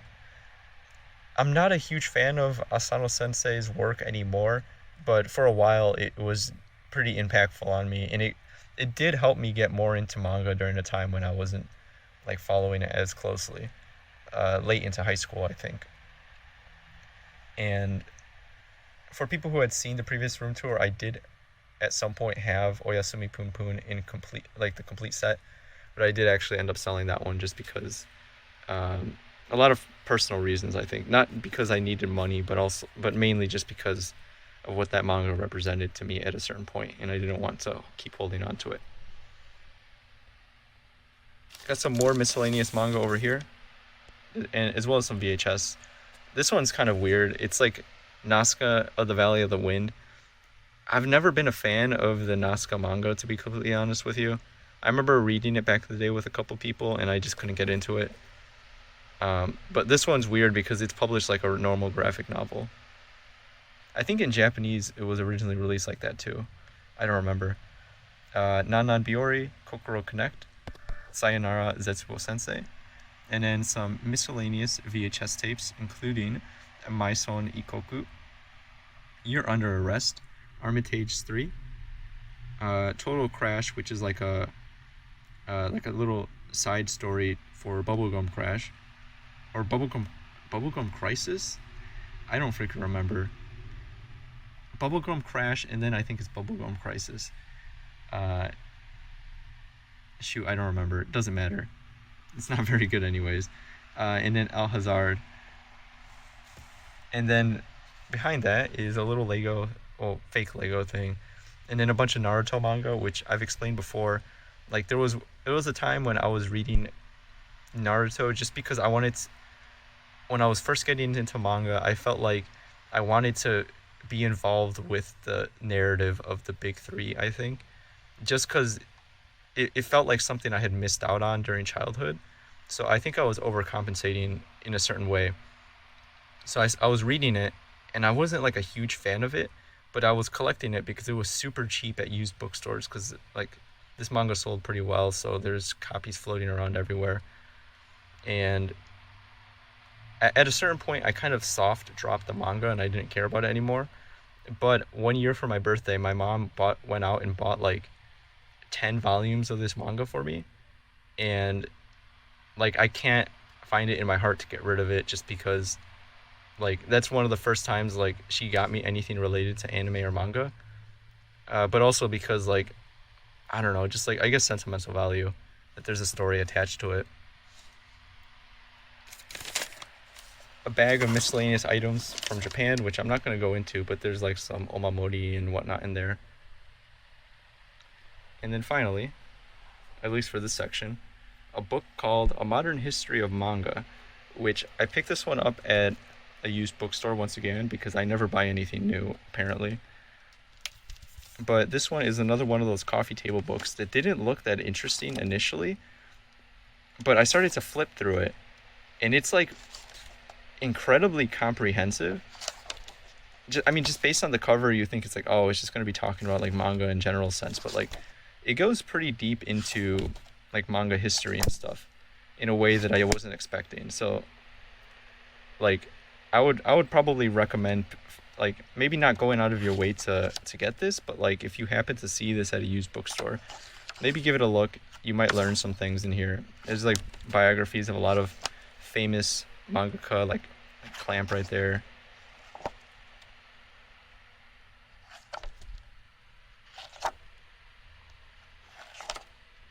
And then it talks about, I think, some historically significant manga and whatnot. That one's pretty neat. And that kind of wraps up this section right here. Last, but certainly not least, is probably my new favorite addition to the room, and it is this magazine shelf right here. So I saw an itabeya picture, like going through my itabeya pictures as I usually do, and there was one picture in particular that stood out to me that had a magazine rack in it, and I was like, you know what? I love magazines. I have a lot of Megami magazines, don't I? You know what would be really cool? If I have a magazine rack of it. So you can kind of see, it's kind of tall. It goes up to my shoulder, at least where the little black thing ends right here. So it's sizable. So I just kind of used it to fill out a lot of, like, a place to display my Megami magazines alongside some other ones, which I'll touch on in a second. But I believe I got, the brand is like Displays to Go or something. I got it on Amazon. It was kind of expensive. It was like 120 or 130 bucks. And that was like, it was like an impulse purchase for sure. I thought it would be really cool though, and it was. And I think it's worth it in the end. I don't know for that price, but at least it didn't disappoint me. And then on top of that, it was like stupidly easy to assemble. It was like 2 parts put together in like a minute. But I'm going to touch on some of these magazines here. So I kind of have it ordered here, oldest to newest, oldest at the top, newest at the bottom. I got this Megami right here from 2001, December 2001, March 2002 over there, and then some of the other ones right here. I'm not going to tell you the dates. I'm just going to kind of go over them. And then of course I don't think these are necessarily like released back to back. Oh, actually they are, but I had to put the Kiminozo and the Akane Maniacs ones right next to each other, which of course I do need to mention. I'm contractually obliged to mention that unlike a lot of other Megami magazines, this uses art from the original eroge. I wasn't the one to find that observation out, but I at least have to mention it. Megami magazine right here from, oh, obviously, from Canon. Da Capo. Megami Deluxe, featuring Da Capo specifically, but there's a lot in there. A more recent one right here with Idolmaster. This is Animage with Keion on the front. Dengeki Hime with White Album 2. Dengeki Moeo with illustration. I don't remember this illustrator, but here it is. Raspberry, which was a short-lived but kind of cool Bishoujo game magazine. I happen to have the one with Hani Hani Operation Sanctuary on there. Computique. This one is from September 1998. There's a special reason why I picked this one up. I'm not going to get into it because it might spoil something that happens in the future, but I have that one right there, and it has Rudy on the front. Bug Bug that has School Days on the front. Bug Bug is an eroge magazine that is kind of lewd. Well, not kind of lewd, but it's pretty out there. So it has a lot of like CGs and stuff in there, so you can flip through it and check out the best scenes of your favorite eroge in there. A Type Moon, little pamphlet that came with the new Type 2009 September magazine. Then I have two clear files. I'm actually using this clear file as it was intended. I put like a couple of random magazines in there. I have some B2 magazines. I have a Kizu Monogatari thing in there. And then I also have this, I'm going to take it out, but I'm going to regret it. Just because it's going to be hard to put back in. But this Gishiki little art collection thing right here. This is like, they released it for Comiket, but it's not like a doujinshi. It's like a bunch of little like art cards and pamphlets, and then there's like posters and stuff and stickers. It's kind of cool, and they made it like this little like envelope thing, which I think is really neat. Then I got some new type. I just put these two right here because they were Haruhi. So this one is New Type Japan. This one is from September 2009. And then I have a New Type USA from July 2007 that also features Haruhi. And then I have the two best art books of all time. Well, maybe not the best art books of all time, but I'm a big fan of these Yamabuki Kentaro art. This one is Venus, and this one's Harem Gold. These are Kino. If you're a fan of To Love Ru, definitely check these out. But that's about it for this right there. Oh, and then just for the purposes of this, I put the Hayate pop stand there, which I want to say came with... Oh, it was this one. It's right on the cover. So it came with this particular volume, December 2006. That has the Galaxy Angel cover of Megami magazine. But this is the magazine shelf. Now that you've seen the entirety of the room, let's take a look at some of the posters now, shall we? So this room is basically entirely constructed by posters, mostly for Megami or New Type magazine, but if anything is different or I want to explain anything, I will try to point it out when I get to it. The entire goal of this was try to eliminate as much white space as possible, so you'll see posters in places that I really can't see normally. So I'm kind of just going to go over it here. This is the unofficial Da Capo wall. It's mostly Da Capo 1, even though I think I like Da Capo 2 a little bit more. But Nemu is one of my favorite heroines from that series, so I have some ones from Megami right here. I did something kind of blasphemous here. So I folded the magazine poster right here because it wouldn't fit, and it would end up covering the light switch, which would look weird, and then I think it would also continue going over there. So there is a bit of white space right here. Probably one of the few instances of that in my room. But I folded this anyways because, I mean, it kind of gets the picture across, but don't tell anyone I did that. Here's one of my favorites. This is a B2 size magazine from Megami Deluxe from Da Capo. I like how the girls are just looking at me. So like I'm sitting at my desk, I'm using my PC, and then I look up and I see the Da Capo girls. Wouldn't have it any other way. Down here, normally people won't see, but I see. I know. I can't stand if there was white space here, even if I couldn't see it normally. So I have like a random Eromanga Sensei like promotional poster there. This cup noodle Momo poster from To Love Root Darkness. And then I think there's something else below that, but I can't see it from this angle. Another B2 poster from Megami. This one is Yoriko and Nemu. Speaking of Da Capo, here is another. This is my favorite heroine from Da Capo too. This is Asakura Yume. And I also did something another slightly blasphemous here too. I have posters on top of or posters behind posters technically, even though this is a daki. And also for those curious, these are just like those like scotch tape.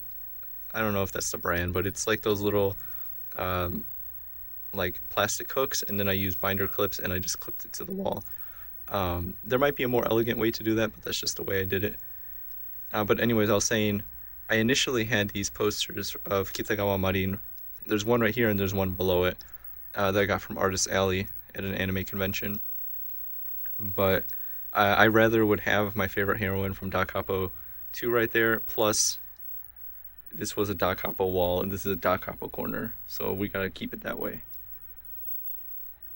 Here is a very large tapestry from Idolmaster, specifically, I believe it's from the movie, because all the characters are wearing a specific outfit from there. I don't remember what the outfit is called, unfortunately. Maybe I'm a fake fan. But this is Namco Pro Idols from the A1 Pictures and anime adaptation of it. On the roof, I put the Madoka poster, or Madoka wall scroll, I should say. That one used to be in front of the window, but I decided to put this one here. I actually ended up putting like a blackout blanket, or not blackout blanket, but like a blackout curtain behind here on the wall, and then I put the tapestry over so no light really comes through here. And then that one kind of goes over there. Similar story with the Dakimakura. I used the binder clip things to kind of hook it up there with different type of plastic hooks. Amigami-sama. This one is from New Type USA. Data Live. I stuck this one back here just because, like, I kind of like Data Live, but as the series has gone on, I'm not sure if I'm as big of a fan anymore. So I put it over here just because I already had the infrastructure, so to speak, for a wall scroll. Then I have a random little art print right here I picked up from an artist at Anime North called Zeew, Z-E-E-W, I want to say. They do a lot of Toho stuff. This is Embodiment of the Scarlet Devil. Over here I have one of my favorite wall scrolls. This is Asahina Mikuru no Bolken, episode 00. So like when you watch the anime Melancholy of Haruhi Suzumiya in broadcast order, aka the way God intended, aka the way Haruhi intended, this would be the first episode you see. And when I initially watched that back in the day, like this episode, despite it being like completely weird, it sold me on the show. So maybe I was programmed to like that type of stuff anyways. Below that, I think right here you can see it. I have a Hachikuchi Mayoi poster right there. And then there's also a bit of white space over there, but we're not going to talk about it. Gift Eternal Rainbow promotional poster, I just kind of stuck there. It was originally somewhere else, but it fell off, and then I just kind of put it right there for temporarily. Oh, and before I forget, I have some posters over here. Just a random Oshinoko figure promotional poster, and then a random one, I want to say that's Magia Record. And also, before I forget, there's a Nagato Yuki over here, kind of just hiding out. but there is a bit of white space around her. Moving right along, new game wall scroll. Then over here in this corner, although the same could be applied to everywhere else in the room, I've been doing some major overhauls with how I've arranged the posters. And I'm quite fond of this area in particular, which is what I look at most often probably because I sleep next to it. But I've tried to eliminate all white space as well as hang up a lot of new posters, get rid of old posters that might not have necessarily reflected my taste anymore, or just generally to get a new perspective, I guess, or maybe like a new view, because I had looked at a lot of the same posters for a while and I wanted to get some new ones up there, but some obviously are going to stay. So I have the same, I got Eromanga Sensei over there, then I have this Canon one from Megami, Yukinoshita Yukino in lingerie, which is going to stay there forever. Canon, Magical Kanon, that one I think is from the hentai OVA actually, because there's a 2005 series, but the character designs don't necessarily look like they're from the 2005 series. Welcome to the NHK. This one is an interesting one because similar to the Canon 2006 poster over there, this one is one of those like those unfoldable posters where like it's technically like double that size. It opens up like a book. The problem is on the back. It's like this really weirdly out of character poster, or art I should say, of Misaki, and I don't like it at all. If you flip this over, it's this nice art of all the characters kind of sitting around in Sato's room, which I do like, but there's like a part in the middle where it clearly where it opens up, so I couldn't use that one. So I just flipped it over and I have this art instead, which not my favorite NHK art, but it's NHK art nevertheless. And then right here I have another promotional poster for figures. This is Live Alive. This is like a Sega promotional poster. So let me actually explain that, because this one and this one are promo posters. At one of the local cons I go to, a vendor who sells overpriced prize figures also has, like on the side of their table, like just a box of these promotional posters that they sell for like, it's like between like $2 or $5, and like nobody ever buys them. And I remember the first time I discovered it, I thought I was like the smartest person in the world, because I just uncovered something that no one really knew about. So over the years, I've accumulated a few, such as this Haruhi one, which wasn't up previously, but this Precure one, Yes Precure 5 Go one is up there. These are like promotional little posters that they give vendors so they can display it and show off the kind of merch they have. So I have a few of those, which you've seen already, like the Oshinoko one and Hachikuchi Mayoi. Cinderella Girls, Takagaki Kaede. I like that art right there. Over here, Lucky Star art I got from Artist Alley. I decided to frame that one and hang it because I really like it, and I want to get some more Lucky Star stuff. Some Railgun, Nanaha. Over here, right there, I have OGs will remember that one, but I decided to put a random printed piece of manga there to cover up white space, because I didn't have a poster of that exact size and I didn't want to have white space, because previously there was and it really bothered me. Fan art from Sayo Oshii, one of the big 3 Denpa visual novels. I picked that one up at Anime North 2025 because there was an artist who was selling almost exclusively art from like kind of, well, I'm not going to say obscure, but like quote unquote obscure visual novels, such as this and another one I'm going to show in a second. I have this one right here. I believe this one is from Dengeki Hime. I think this is a heroine from an eroge, but I don't know exactly. I just like this one in particular because the girl is really cute and I like her outfit and the pose. Some Keion. I always love the English text. For us or for someone, question mark. Some more canon. Cease Puri. Unfortunately, this one is for the VTuber, because of course there's a VTuber version of Sister Princess. but if you squint at it and I'm far away from it, and since my room is usually dark, I can't tell that they're 3D models. So it's fine by me. Goth-loli Haruhi, which is one of the best official pieces of artwork from the series. Another one of my favorite pieces of official art, this one is from Comic Party. And then below that I have a random poster from Review Starlight, which I'm not a fan of, but it's covering up white space. Behind the TV, Oregairu Season 3 art right here. Luckily, from the angle I usually sit at, Yui's face is completely blocked off and I only see Yukino, so. And then over here, a rather unfortunate example of modern Megami art. The reason I say that, I mean, it is Watanabe Akio art, and it is Higurashi, and it is Rika, but like, look how boring the plain white background looks. Excuse me. Like, it doesn't compare to how some of the old Megami art used to look like this one, that were actually like, you know, there was something going on here. It looked like a piece of artwork, whereas this one looks like it's a PNG that they dropped onto a white background, which is kind of boring. Right here I have a wall scroll, or like one of those promotional prize wall scrolls, I think, of a character that I believe is supposed to be for an onsen. I think it's a real onsen, but the illustration is by Ponkan8, who is the Oregairu light novel illustrator. Moving right along, Sakuya from Toho. This was art from the aforementioned Zoo, who I picked up at Anime North. A Kizu Monogatari promotional poster that they gave out when you watch the movies in theaters. Unfortunately, I don't have the second and third ones because I didn't see those movies in theaters for various reasons, but at least I got the first one, and I have multiple.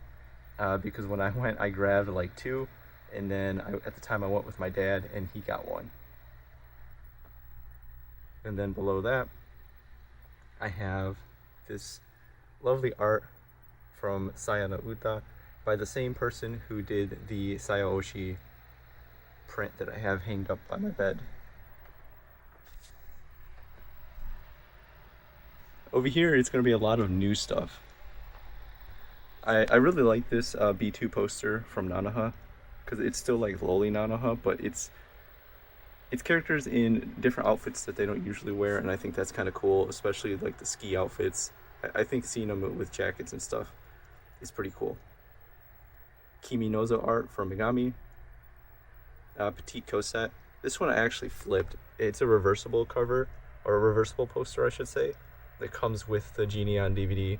I used to have it on the other side, and then for this video when I was rearranging, I decided to flip it over, and I think I like this side a little bit more. At least right now, because it's something new to look at. And then a Gunslinger Girl poster over there. And then I believe behind some of these there are some more posters. Over here there's a Haganai one, but it gets completely lost. And then on this wall, we have Onsen Haruhi. Alright, so I kind of mentioned this before, but this is the Star Twinkle Precure poster that I printed on Vistaprint. This is from the movie. I basically just upscaled it a couple times, like a high quality scan I found on Yandere, and then sent it to Vistaprint. And it just so happened to fit this frame right here. Comic Party poster. I bought this one at an American convention, actually. Let me turn off the light. Maybe you'll see it a little bit better. Maybe not, because the glare is really bad here. The lighting is terrible in this room, by the way, if you haven't been able to tell. I picked this one up at a convention because there was this vendor selling a lot of like anime posters and stuff. Like, it looked like official posters. They might have been reprints, but I don't really care too much because the prices were pretty reasonable. But I picked up this Comic Party one because it called out to me for obvious reasons. And then on the roof, I got the Oriimo wall scroll. So I basically just drilled holes right there, and then another one over there, and I mounted it. This is like precariously balancing right there, but it hasn't fallen yet. But I decided to I wanted to start to use the ceiling So I'm gonna figure out that, because I feel like there isn't enough colors in this room. I need more stimulation. Hiding back here, I don't want to move it too much, but I have Aiyori Aoshi and Aiyori Aoshi. Her name is not Aiyori Aoshi, but I got a poster from New Type USA, and then below that I have a new game poster right there. And then on this wall, I have two new additions right here. We have tapestries from Piromizu's Circle Mahobin. I have the summer one right here and a winter one right here. These are two of my favorite illustrations from Piromizu. Specifically this winter one right here. Like whenever it hits December-ish and it properly feels like winter, this is gonna be my phone screensaver. I'm also quite fond of this one. I like Kaede's expression right here. I also like the bikini for obvious reasons. But there's also a couple of other swimsuit illustrations naturally that I do want to get some of the other tapestries for. But for now, I got these. And the way I mounted it is I got a little clip right here, kind of hold. Actually, let me take a step back. Not literally, but so these have this little string in here. So I undid the string from both and I tied them together like one big loop. And then on the lower loop right here, I have this hook. It's just kind of stuck to the wall. And then on this end, I have one of these command strip hooks. And then over here, I have another hook. And then those are getting the top end of the loop. So if you string it together just right, they are seamlessly connected together. And you don't have to worry about like hanging the triangle thing over there, which I've done on some other ones, but it ends up not being a good use of space, I guess. And then last over here is a newly framed, I should say, poster. This one has been here for a while, but this is the Onegai Teacher B2 size poster that I pulled from a New Type USA magazine, and I'm quite fond of it. So I did end up framing a couple of my posters, the Sayano Uta one, the Lucky Star one, this one, recently, and I just picked up frames from Walmart. The unfortunate thing is that the B2 poster sizes don't technically fit correctly on the frames that Walmart has, so I had to do something blasphemous once again, and I folded it right here just a little bit. I mean, I don't intend to like get rid of these posters at some point, but I do think ultimately between having them just taped to the wall, using those little mounting squares on the wall and having it framed, I think having it framed is a better way to preserve it, and that's what I ended up doing with this one, and I'm quite happy how it turned out. But that's basically it. I'm gonna end the video here, sort of anticlimactically, I guess, but I just want to thank you, whoever you are, for watching the video, me exploring the depths of my room. I know this one wasn't as long as the previous one, so some people might, I know some people probably like the length of it, but I personally, it was kind of a pain in the butt to edit all of it. There was a lot of stuff to cover in this one as well, mostly new things. I didn't want to gloss over everything, I guess, but as it worked out, it did end up running kind of long just the same, so hopefully it was thorough, hopefully it was enjoyable, and you get to see the natural evolution of the Parz itabeya as the years go by, and hopefully in a year's time, or maybe even a couple of months' time, there will be new things on the wall, new figures, new manga, new collectibles, new merch in general, because that's just the way the itabeya evolves naturally. It's never stagnant, always evolving, always painful, but always super comfy and full of color. The goal is to eventually eliminate all white space, have posters all over the ceiling. It's going to be awesome. So maybe I'll see you in 2026.